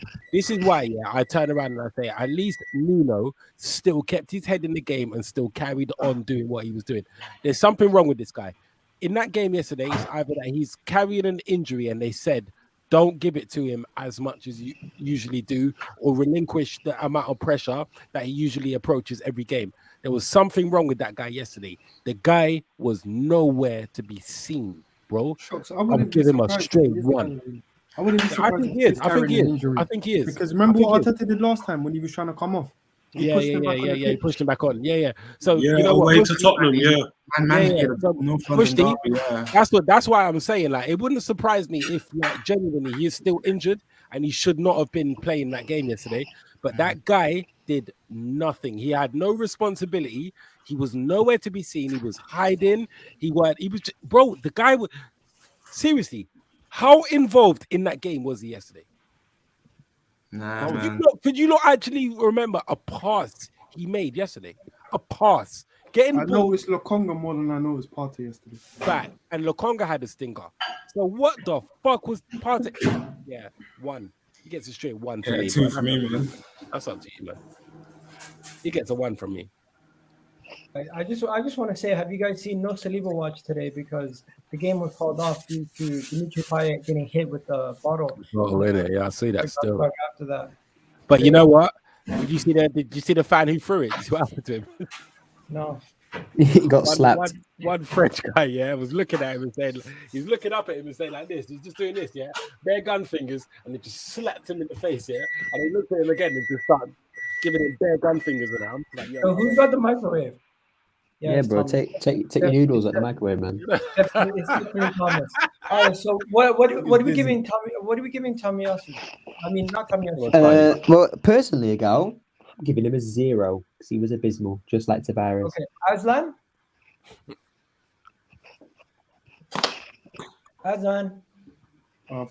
He's getting his tea out of tea. No, sorry. I was on mute, man. My bad. No, for me, it's a 0 as well, man. He was non-existent. He was ghost. I mean, look, I feel he wasn't his 100% fully fit. But look, I'm not surprised why Arteta had to put him in because, we lack quality in midfield. So, for me, it's a 0, man. He looks sluggish, a shadow of his former self from his Atletico Madrid days. I mean, look, I just hope the next game he's back to his usual self. But based on last night's performance, it's a big fat 0, man. Okay, safe. And we keep it moving. Some people are saying Thomas Partey 2. So based on everyone here, I'm assuming Musti, you're going to give him a 0 also? I'm going to give him a 1. The only thing I am going to say about Partey is the last time he came to Anfield with Atletico, he bossed that game. This time and the last time he went to Anfield with us, doesn't do well. Shows you what Arteta's doing. But anyways, just to let you guys know, he had such a bad game that Arsblog gave him a 4. Bloody hell. Wait, what? Hold on. Say that again? Arsblog. Such a bad Arsblog gave him a 4. So what did they give? They gave the rest like 5 shots. Nuno? What did they give Nuno? They gave Nuno a 4. Oh, shit. Anyway, have you lot seen what our future striker just did to Milan? Dusan Vlahovic scored twice and got an assist. My striker. Who's against AC or Inter? AC. Sick. Okay. What is the match done? Yep, they won 4-3. We'll get into him when the transfer window opens. I generally don't think a lot of people care about transfers right now. But let's get back into the Lokonga got ripped. Bro, he had a stinker as well, man. He had a I'm not gonna lie to you. I'm gonna protect Lokonga for a bit. I'm just gonna go give him a 2.5. Let's just keep it moving. I thought just like Tavares, he had a tough game. He was getting targeted. His pace, his intensity was not there. He had lack of effort at times during the game, and even giving him a 2.5 is harsh. I might get. Can I just expand on that just a little bit? I remember there was a point, where I saw NUNO Tavares was about to take a throw in, right? And he's literally he's being pressed. Like all the players are being pressed, and he's looking around. And for some weird reason, NUNO smiled. He was just smiling, like, and he threw it to Lokonga, right? But he was there for about 15 seconds waiting to hold this throw in, right? And he threw it to Lokonga, and it was in our half. And first touch, Lokonga was meant to pass it back to Tavares. Bro, he just kicked it out of play. Like, it just went out of play. And then instantly, the same throw-in we had just turned into a Liverpool throw-in. Like, it was mad. Bro, they absolutely bullied this guy. There was another thing where I saw him get the ball in our half, and he was about to turn, and about 3 men just went in on him. And it was like, yo, these men... Liverpool are saucy, man. Like they are so well drilled. It's unbelievable. Like they actually showed our team levels, innit? I know we was getting a bit gassed and talking about all these things, bro. These man came and just said, yo, watch.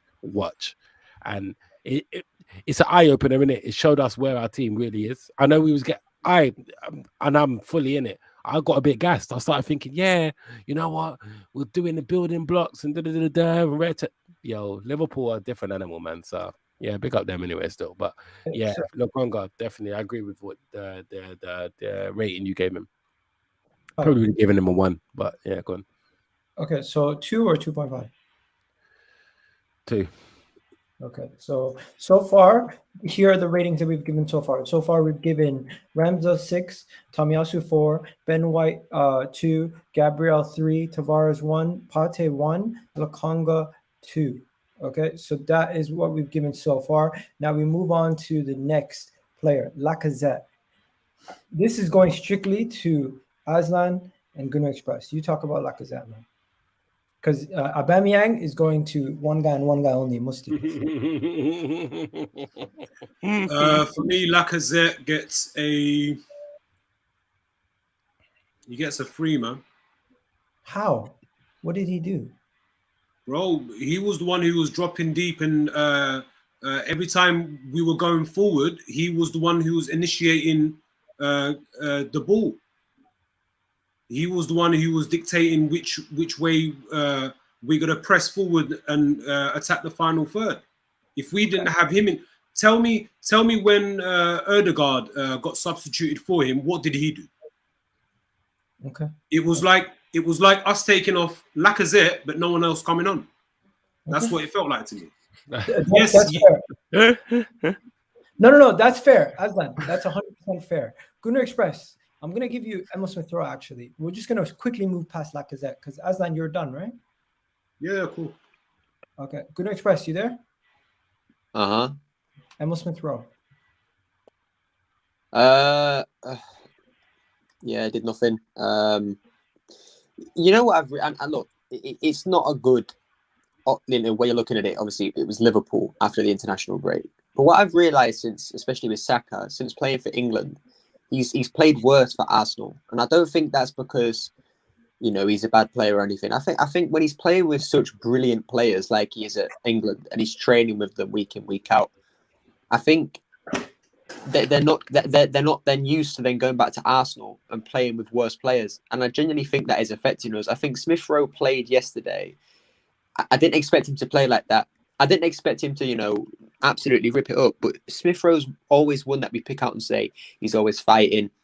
He's always trying to recover the ball. He's always trying to do this, that. Yesterday, he just didn't look on it. He didn't look like he cared. And I don't think it's a matter of, international break took it out of him because he only played, 70-odd minutes against San Marino. And let's be honest, you shouldn't be wasting much energy against them, man. You should be able to walk past them with the ball, to be fair to him. So, I don't know what it is, but I don't know what it is with England. I think we need to be careful with Saka and Smith Rowe. especially with England, because I think that they're going to end up getting a bit too big for their boots when they're playing with them lot over there, and then coming back to Arsenal with worse players. So that is what it is. But look, yesterday he did nothing. Let's be honest, he did nothing. He didn't help defensively. He didn't do anything offensively. He just didn't do anything. And to be fair, whereas I give him a higher rating than a Partey, etc., because obviously Partey is expected as a leader, as an experienced player, to do stuff. Tavares is a defender, and he made those defensive errors that cost us goals. Smith Rowe didn't do anything that cost us anything in the game, but as a chance creator, he didn't create enough chances. So 2 is probably the highest I'd give him, maybe lower. But no, 2, what you have to factor in is we gave Tomiyasu a 4 for his performance. So if we're gonna give Tomiyasu a 4 for his performance, how are we gonna give Smith Rowe because I don't like, again, I'm not giving Tomiyasu Tomiyasu gets a 2 for me. So he's, in my ratings, he's equal to Smith Rowe. Okay, so if he's equal to Smith Rowe, then is a 4 accurate? I guess in the terms of what we've rated Tomiyasu, then yeah. But... Okay. So well, hold on, wait. Before you scoot on, this is why I always say to you, man, yeah, really think about the ratings that you are giving. When I'm saying, yeah, like certain people are this and certain people are that. Hold on. So you're giving Emil Smith Rowe the same rating as Ben White. When you just no. Ben White got a 1. No, Ben White got a 2. I gave Ben White a 1. Ben White got a 2. So okay. But you're giving Emil Smith Rowe the same rating. That doesn't even make sense. But I don't give Ben White a 2. I gave him a 1. Okay, so you're saying that Emil Smith Rowe was 1 above? Yeah. What did he do? So you think Tomiyasu was better than? No. Shucks, Tomiyasu for me gets a 2. Ben White gets a 1. Smith Rowe gets a 2. Smith Rowe did nothing yesterday. He did nothing. I'm not saying he did. I definitely. But this is what I'm trying to gauge where you're at. So okay, all right. So I guess it's different because then obviously Ben White got rated a 2, innit? Like I just don't know. Sometimes there's a whole list of numbers that you can give. Like that can still be marked as bad, but not as bad as certain other man. Like because you've set the bar so low now. It's that, all these men got to fall into that position. Yeah, I don't get it. But yeah, guys, Granit Xhaka is trending on Twitter. Imagine thinking... Why the fuck is this man trending? Imagine thinking we do not miss Granit Xhaka. Oh, for God's sake. Huh? Thankfully, he started training. Yeah, but we don't need him, bro. I can't believe it. No, but this is public knowledge anyway, bro. Like we know he's back on the training field, playing with, training with the ball. Like what? Like why is everyone surprised? If he's training, that means he said something or something's happened. People are doing full-out videos crying, saying we miss Xhaka. Bro, come on, bro. That's Twitter, man. People are just doing the most for the timeline, for the likes and retweets, man. Come on, bro. We could have got banged 9-0, and I would never sit here and tell you that we missed Yo, guys. I don't be here, bro. He should not be here. He's dead, fam. Listen. From mid-table team. No, guys. Just to be fair, I'm gonna give the same rating to Saka 4. Just to move on. Just before we go on to Aubameyang. Saka gets a 4. Saka gets the exact same rating as Smith Rowe, in my opinion. Wait. So how's he get? Bro, did GX didn't give him a 4? No, GX didn't give him a 4. GX gave him a 2. So how is he getting a 4 then? What did 4 come from, bro? Yo, what's good, Mohammed? Bro, can you hear me? Yeah, we can hear you. Dictator settings enabled, bro. What's going on? Is this Mo AFC? Yeah, Arsenal, Mo. My guy, we needed Mo in Mo, this chat, 10s for everyone, Mo, yeah? Nah, no 10s, man. We got pammed. Yo, guys, look at this. Check this out. Arsenal, oh yeah! Arsenal, oh yeah! Arsenal, oh yeah! We are the Gunners! Arsenal! Arsenal! We are the Gunners! Now and forever! Arsenal, oh yeah! We are the Gunners! you allow this, man? Bro, this ain't funny, bro. Come on, man. Look what our club is doing to the brother, bro. He's our fellow Gooner, bro. Come on, man. Bro, what the fuck? Arsenal, we trust Aubameyang, Ramsdale, Xhaka. Oh my lord. Arteta. Hey, God, I beg you, bro. No deludedness, man. Come, let's move on to the next one. This is not even a joke. Like, this is just sad, bro. We miss Granit Xhaka. Like, I rate my guy Paps, but what the hell, bro? We miss Granit Xhaka. A lot of people making Granit Xhaka pieces on this. Yesterday's performance shows how we miss Granit Xhaka and stuff like that. Another one here. Where is it? Granit Xhaka is coming back. Something about thoughts on Thomas. Wait, so Lokonga didn't perform. Thomas Partey didn't perform. We held Corn, lost 4-0, but we're missing Granit Xhaka. Is everybody forgetting his performance against Man City away, bro? When he got red carded? Seems like it.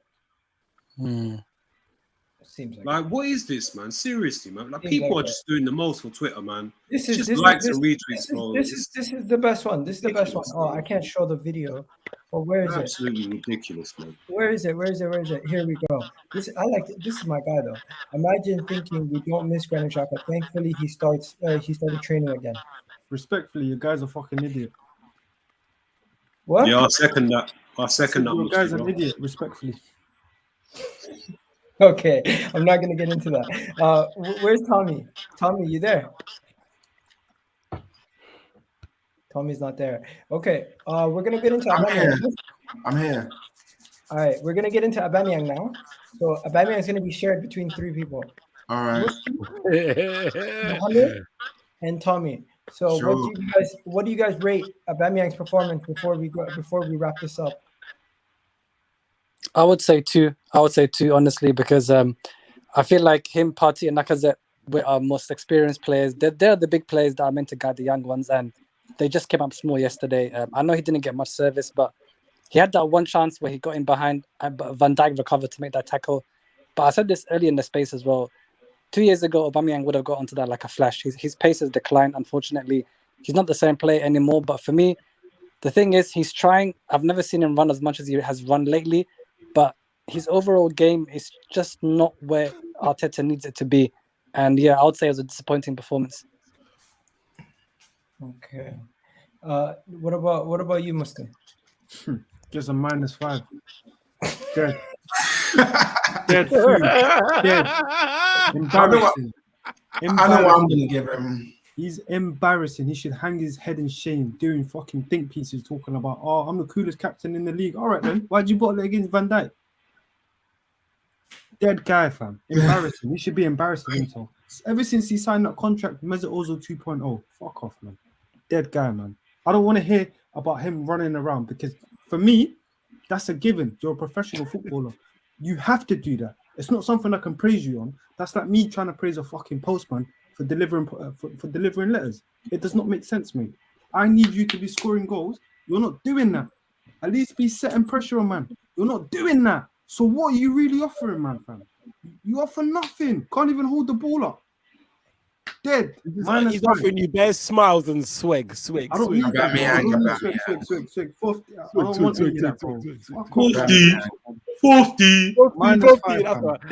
50. 50. He's pissing Are you me gonna off let now. Lacazette outshine you? You dead you. Oh my god, you guys kill me. Okay.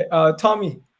Aubameyang, I'm giving him a 1 because, like I said, he's 32. He's finished. He's not the same as he was. Let's part ways with him. Balogun and Martinelli are the future strikers for us. This guy is just he's not what he was. Let's part ways with him. Thank you for everything, but you've got to go, man. Like your past your best. Like you got to go. That's all I can say. 1 for me. Shit. I'm tired of him. He does not hold the ball. He can't link up the play. He's not good enough. He's Let's rate him. Let's rate him on today's performances, not everything else. Because if you guys are gonna be rating, if you guys are gonna be rating the man on his Instagram post, like a lot of guys. Is this what you guys are rating on the guy? What is this the most recent? What is this from his brother as well? Oh my days. Well, Willie. From Willie Aubameyang, from Willie, his brother. Yeah, this is what we're rating players on. Willie's Insta.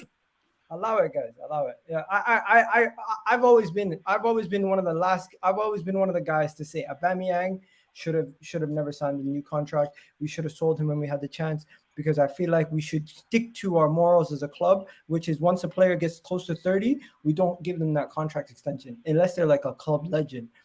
Only club legends should be sticking around when they're past their prime. Aubameyang he had great service for us. He's done great for us. But I felt like we should have cashed in, sold him, and bought younger. Right now, we need younger, better strikers. Aubameyang next year will not be leading the line for me. He will not be leading the line for any of us here. But to call him shit, I don't think he's shit. He still has some service he can offer us. He can offer us some experience in that line right now. He can mature. Bring some maturity into the team. His performances have not been showing maturity, but hopefully in the future, over the next couple of weeks, he can raise his levels. Today, he's been terrible. Everyone, we're giving a bad rating. What did you give him again? Musti gave him -5. My guy gave him a 1. Mohammed, right? I gave him a 2. You give him a 2. Okay, so we'll just stick with not rating him 1, man. Okay, we'll stick with not rating. What's going on here? Give him a 0. We'll give him wait, 1 second. Let me do the quick maths here. So Musti gave him a -5. Mo gave him a 2. So then that takes it up to -3, and then the other brother gave him a 1. So he's on -1 then, bro. Okay, so he gets a 0. That's his best, man. Wait. What? So even though the majority, like, you're asking us, bro, but then you're making the final decision on the rating. What's going on here? I physically cannot put a -1 on the thing. I could do a -1, but like I could write it down later. I can't put it on the app. Okay, no problem. That's what I mean. I mean, if you can't give a 0, cool, whatever, no problem. It doesn't allow you to put minuses. You need to make what I'm saying, man, was just harsh with it, man. They need to make an Arsenal edition because bare man should be getting minuses. Just to let you guys know. But Miguel, from the back of when we won the FA Cup, bro, didn't you and someone else come out and said like he should be moved on? Yeah, I said that, and I stick by that. He did. Yeah, I agree with you. And for me, where I lost respect for him was from last season at home when he turned up late as a captain in the North London derby. Do you know what I mean? So yeah, that was not good from him. Okay. But Arteta dropped him in it. I'm just gonna say this to all the people on Arsenal Twitter who are gassing up Arsenal. We get the reality check. Like I gas it up. Everyone gas it up. This was a reality check. Liverpool are for real. Let's just respect Liverpool. They're the real deal. They're one of the best teams in the league. We're not on that level. But Mo, what do you think about the overreaction about the Arteta out movement, living live and strong? Like, I don't know if you've seen it. Did you see it? Yeah. I've seen it, bro. But you know what it is, yeah? If I hadn't eaten anything since August, I'll be hungry too, bro. So at the end of the day, these men haven't had anything to feed off since August. That was the first game we lost since August, and it's December next week, bro. So at the end of the day, these men have been starving. Let them come out. Let them eat for a bit, bro. It's all good. But for those of us who are rational, at the end of the day, one defeat that is not the end of the world. What we need to see is how this team reacts. That's an important aspect of how far a team has come. I think this young team, if they beat Newcastle, right, that shows me that they haven't dwelt on that Anfield loss. And that's what you want to see. That's the only way to grow, right? So for me, that's what I'm looking forward to. The Arteta house will have the opinion. At the end of the day, nothing's going to change that until we get top 4 this season. That's understandable. But I think for the vast majority of people, I think they understand that one game at Anfield doesn't really do much in the grand scheme of things. So yeah, it's not really something I'll pay too much attention to. Okay. You know the games coming up here. Yeah. How many points do you think we can get out of all the? Because we got some tough games. Obviously, we have to beat. If we lose to Newcastle, then we haven't done much. If we lose to Newcastle, because we can get beat by them next week, And there's no easy games in the Premier League, bro. They need to win as well. Newcastle, they need to win as well. So they have a new owner bounce. Okay. Bro, look, I'll be real with you, yeah. from the Newcastle game onwards till the end of the calendar year, we've got 9 more matches. 8 of them are Premier League, and then the last one is the quarterfinal of the Carabao Cup against Sunderland, right? Now, in that Premier League run-in fixture list, for me, the 2 toughest games are away to United and Everton. And No. For me, it's West Ham because West Ham is the team above us, and Man United is 1 position below us. So they're the 2 that I have concerns about. But the rest of the games, I expect wins, bro. But Everton away, we don't do well at Goodison Park. We ain't won this since 2017. That's gonna be tough, man. Come on. No. But listen, at the end of the day, Arteta has his team now. We can't be going to Goodison Park and expecting anything less than 3 points. At the end of the day, when I look at the fixtures, like Aslan said, there's 8 Premier League fixtures to go until the new year, right? And the only 2 games that should be, in theory, tough, so to speak, are Manchester United away and West Ham at home, and we have to win one of them. I won't ask for 2 victories, but if we lose to United, we have to be West Ham at home, or vice versa. Yeah, West Ham at home will be really tough. Call me crazy, yeah, but you see that Everton game? Yeah, that's tough, man. Any money is going to be tough for us. I promise you. But listen, City we lost to them last season twice. Only for us. It's not for everyone else. For us, that's going to be. I hear it. For some weird fucking reason, Everton seem to. I don't know. They want to be our rivals, and I don't get why. They buy our players, they get our owners, they do all of these mad things, and they blow the bag on our players. They just really like. They want Pepe as well, apparently. Whatever. Yeah. Apparently, I've heard they want Niles. I heard they want Niles. Let me ask you guys a question. Yeah, would it be wild to say that I expect to win all those games apart from United, which is. For me, I just want to see a performance again. We're not going to win every game. For me, when I look at I shit you not, yeah. In the last couple of fixtures that we've done, I've predicted wins for all of them. The only one that we actually haven't is the Liverpool one. Yeah. And whenever someone says how many points should we pick up, I say maximum. Literally, always. Respectfully, when I look at these teams, bro, and then I look at us, I don't care what type of team we have. If they're young or old, I don't give a shit, bro. I expect wins against West Ham and the likes of those kind of teams because of who we are. Innit? I'm not trying to lower my standards for nobody's manager, innit? No, I'm trying to say but these are United tough games, though. But you know what it is, games, bro. I don't care. I want wins. But guys, you know what it is, yeah. You see how before the Liverpool game we had won 6 and drawn 2 out of 8 games, yeah. I think for the next 8 games, we need something similar. We need another 6 wins and 2 draws, and I think we'll be happy with that. Would you agree? Yeah. No. Fact. Yeah. Because Man United away, I'll take a point, man. At Old Trafford. Okay, so who are you what about to draw against? What I'm trying to say, yeah, if we get 6 wins and 2 draws, I can accept 2 draws. But who's the draw's gonna come against? United and West Ham. I'll take a point against Man United and West Ham. West Ham at home, I'll take a point. I can't accept anything other than 3 points against West Ham. I'm sorry. They're good too. I hear it. They're 4th in the league. I don't care. I hear it, but what I'm trying to say is that David Moyes is levels above Arteta. I'll take David Moyes over Arteta, man. I'll still got 3 points. I don't care.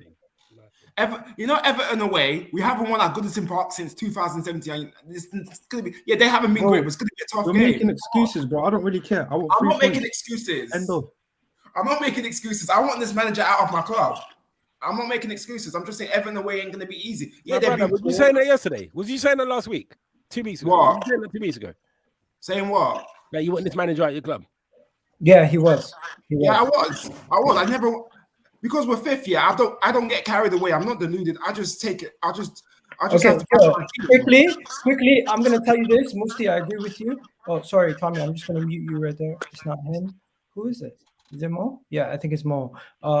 Let's continue. So Newcastle, I say that's a win. Manchester United, that's a point. Everton, win. Southampton, win. West Ham is going to be a tough one to call, but we're at home. I expect us to win. So out of the next 5 games, I'm expecting 11 points minimum. What about Leeds away afterwards? Is that ridiculous? No, it's not. I'm It's going not. to. I'm trying to go to that game still. Oh, yeah, like, I want to go obviously, I to live in Leeds, innit? Leeds So I'm away. trying I to go can't to go. the game. That's on my mum's birthday, by the way. Yo, so what do you guys think? 11 points out of our next 5 games. Is that crazy? Everton away, we have to We win need that 12. game. 11 Miguel, points you out can of our slightly next United say, five away, games. at least a point. you can Newcastle at home, slightly we have say, to win yeah, that game. you can slightly say we should expect to beat United because they don't even have a manager in place right now. Okay, so Yeah, Musti, how many but they might points? have that bounce back factor though, innit? That new manager bounce. What, So how Michael many Carrick? points out of our next 5 games? I don't know. I'm looking at 12 points, bro. I'll be Yeah, honest with you. same. So you're saying 4 wins and 1 On the loss. bounce. Yeah. And the Yeah, Either has yeah, to- yeah, yeah. go along with I think, it. I think I could make space for 1 loss where I wouldn't go full meltdown. However, I still expect us to pick up maximum points against So all of them. you guys are But saying I can see the Man United, the Everton, and the West Ham game being. Bro, I'm looking at Southampton there. You know, them man there, man. They always got something on us at some They point. got a good team, and Not at home. No, Not don't at do home. that. Don't Not do at that. home. Don't do that. Not Don't do at that. home. Don't do Okay, that. so Aslan, Musti said 12 points. What are you saying, Aslan? I'm saying 13 out of 15, bro. I don't want no losses out of those 5 games. I will allow 1 draw. Yeah, so lucky number 13, bro. 13. What about you, Gunnar Express? All wins, 15 points. Okay. What about yourself? What, me? Who you talking to? Yeah, I'm talking to you, Shocks. Oh shit! What? Say again. I'm talking to you, Shocks. Well, how Next many 5 points? games. Next 5 games, Shocks. What do you expect? Next 5 games. Okay, I predict 15 because I think they are winnable games. They are definitely 100% winnable games. However, I know for a fact. I know for a fact. Yeah. Listen, Aslan. Listen. I just know that there's 3 teams in here, yeah, that are going to give us difficult games, and I wouldn't. I can see a draw. It's like the last 5 that we had. The Aston Villas, the Liverpools we knew, and you know, all these games that we was thinking, oh yeah, you know, well, this is a game where we might not, or Leicester as well. We might not get maximum, but you know what, I expect us to. Same thing that's going into all of these next 5 games. So I expect 15. I don't want a loss, but I can take a draw, 1 or 2. So I think 12. I think 12. Yeah. I think 12. No, wait. So we're going to lose again. 13. No, you mean 11, bro. If we're going to draw 2 out of the 5 games. Oh, yeah. So 11. Yeah. 11. Yeah. 11. Mohammed. All right, I got. You know what it is for me, yeah? For me, West Ham, Everton, Newcastle, Southampton are 4 wins, non-negotiable, bro. Those 4 games are non-negotiable. Say that again. Which games? West Ham, Everton, Newcastle, and Southampton. Those 4 games for me are non-negotiable. They have to be all wins. I don't care. The only So, one, 100%. the So only Newcastle? Newcastle. I don't think we're going to win every game, man. Bro, it's 4 games. Like those 4 games for me have to be all wins. The only thing that I'm slightly concerned about is Man United away. Not because they're good, but because I know the history of this prick Ronaldo against us, bro. This guy, bro, ever since he's been in England, he's been scoring against us in every competition. So I'll take a draw at Old Trafford. But apart from that, it has to be 4 wins and 1 draw. I'm going for 2 draws, man. 2 draws. All right. So that's 2 draws and 3 wins. I'll take a point at Old Trafford, and I'll take a draw against West Ham because they're doing well, and I'll beat Newcastle, Everton, and Southampton. So 3 wins and 2 draws for me. Okay, so people in the comment section, let me know. We got one guy here saying 3 wins, 2 draws, so 11 points, just like me and Show. Gunnar Express, what did you go for again? I missed yours. Gunnar Express, said what 15. He said 15. 5 out of 5. Yeah, And- all win. And Azan, you said the same thing, right? No, I said I would allow 1 draw, and that would be to United away because I agree with what Mo added about Ronaldo, but also now that they've sacked Ole, which is disappointing news for us. I just feel it's going to be a tough game, man. So I will allow a draw away to United, but the other fixtures have got to be maximum points, man. Okay, so Chelsea are now the most informed team in the league after we lost that game against Liverpool. Manchester United are one of the most out of form teams in the league. But of course, the new manager bounce, they face Chelsea. So we don't really have to worry about them this week. Tottenham are now on our heels. They're 1 point behind us. Wolves are 1 point behind us. So next week, if you don't get the full points, we could easily see ourselves dropping back down to 7th or 8th or even 9th, depending on goal difference, because we have a worse goal difference than Brighton currently with -4. True. This is a big problem. We need to start scoring goals, guys. Like Mo, earlier when we were talking about the Arteta out situation, did you see the graphic that everyone was putting up about how everyone's ninth? Where'd he go? Oh shit, he left.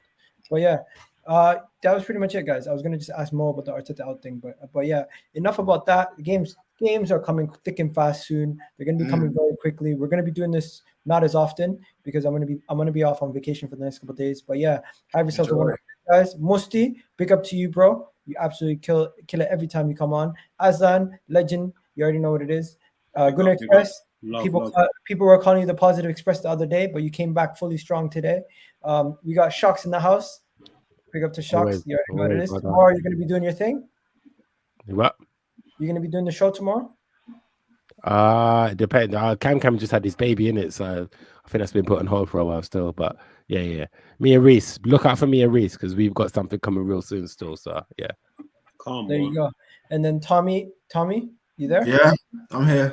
Big up Tommy, bro. Tommy always messages me on Instagram. Fuck these guys, bro. Get them out. But yeah, big up to Tommy, man. Because you're my guy, bro. Got your back, bro. Real one. And people in the chat, appreciate you guys. I don't know what's going on with the YouTube algorithms. Usually we'd be on like 150 people, but we're only on 21 today. But it's all good. All love to all 21 of you guys watching. Appreciate all you guys and have yourselves a wonderful day. We're out. Peace. See ya.